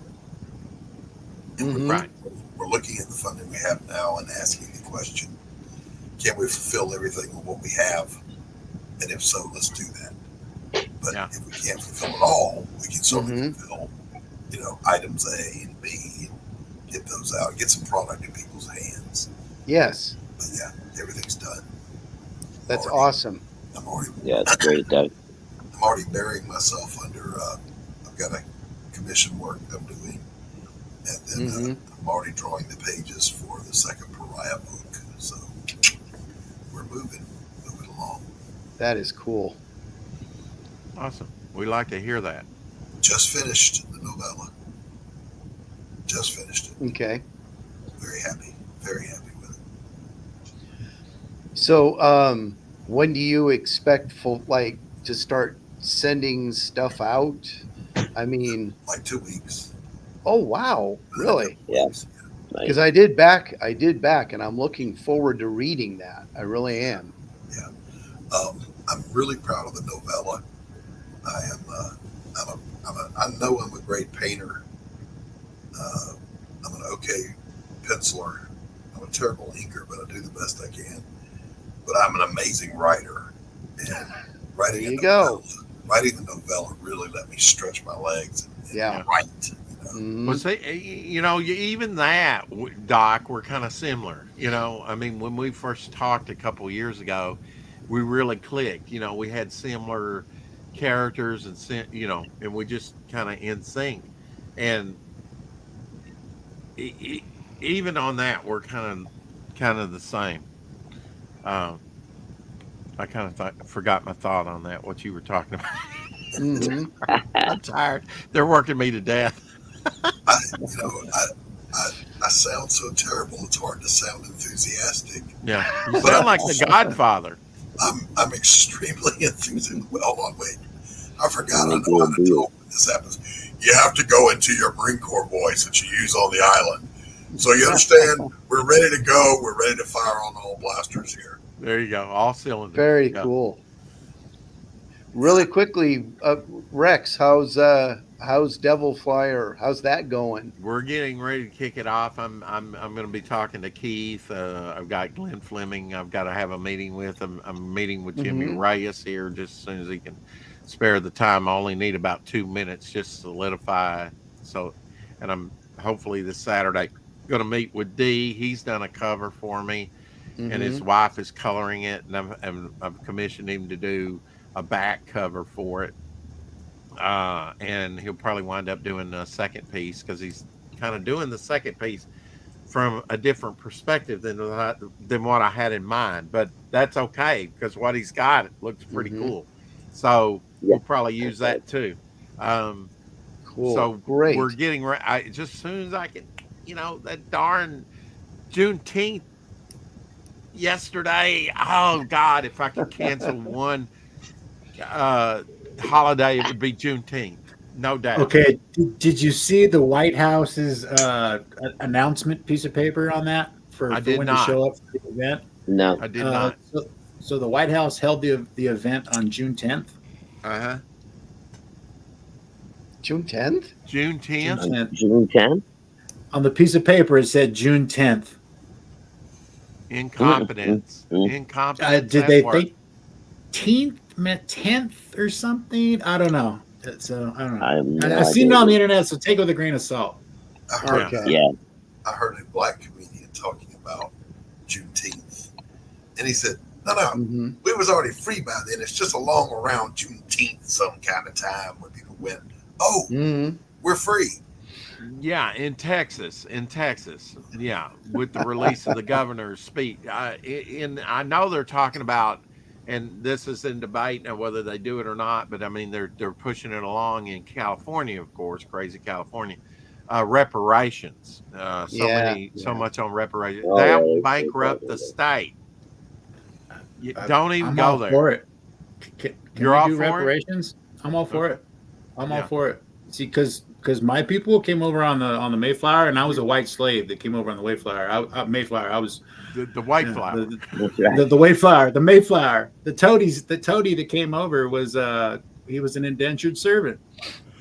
So I'm all for it, man. Apparently, my people came You over as ain't white getting slaves. nothing. You Come ain't on. getting nothing. Come If on, you don't vote for Biden, you ain't black. My family Hey, is of Irish immigrants. They treated us like shit. I want money. Yeah. Yeah, the first slaves really coming from Ireland, I believe, right? Yeah. A over significant here? portion came from Ireland. Yeah. And When it, you look up, I'm Scottish. When you look up our family tree, it shows the guy's name was, the last name was Toady, and the only reason they knew anything about him was because he was such a rapscallion after he got his freedom, and he ended up in court so much. All these court documents, like Oh, he wow. stole a cow, he didn't, he ripped off a pig, or he, did Uh-huh. something Nice. over there, but. But Nice. apparently he's the so I don't know when it happened, but apparently one of the first duels in the state of Massachusetts was this toady guy versus one of the other slaves, Wow. and God. they were both bleeding, and the report says so the punishment was they tied them together, right, and then the punishment was going to be tie them together for 24 hours. But one of them was bleeding so profusely that they decided to untie them and deal with the wound. So Well, I just got my mind blown again. I am a son of the revolution, and related. Just found all this out. I hadn't known my birth sister, but like I think June 30th will be a year I've known her and been talking to her. She said that the Maryland flag is based on sort of our crest or whatever. I'm like, wow, because we come from England over to Maryland, and was The only thing I found out in our family tree was that the ship that took Pocahontas to England, the master of that ship was named. So apparently we've been sailors for a minute. yeah. Mm-hmm. Well, we've been Our family- moonshiners. We've been, in your family, you have all kind of, like you said, rascallions. yeah. Folks, this has been the 4 o'clock shadow. We're going to go ahead and at least cut out of here live if we can. Yeah. I'm not in control, and that's been apparent all day long. Well, first Rex, time what back did in well over a year, man. So What did you do, Rex? What did you do to get in trouble this time? I played my music mix. Oh, Rex. No, right? I'll just put on my he never learns. He never learns. It'll get better as we go. By the time I get it down smooth, it'll be the week's almost over. I know. And then- Yeah. Well, you did Shadowhawk, great today, thank you for having Shadowhawk. me Yeah. on. 2 Well, thumbs up. Yeah. Thank you. I was mostly quiet today Gotta get because you it guys over on my was show. so noisy around here. But hey, hello. And we're out. All right. Keep collecting. Yes. Collect comics and read them.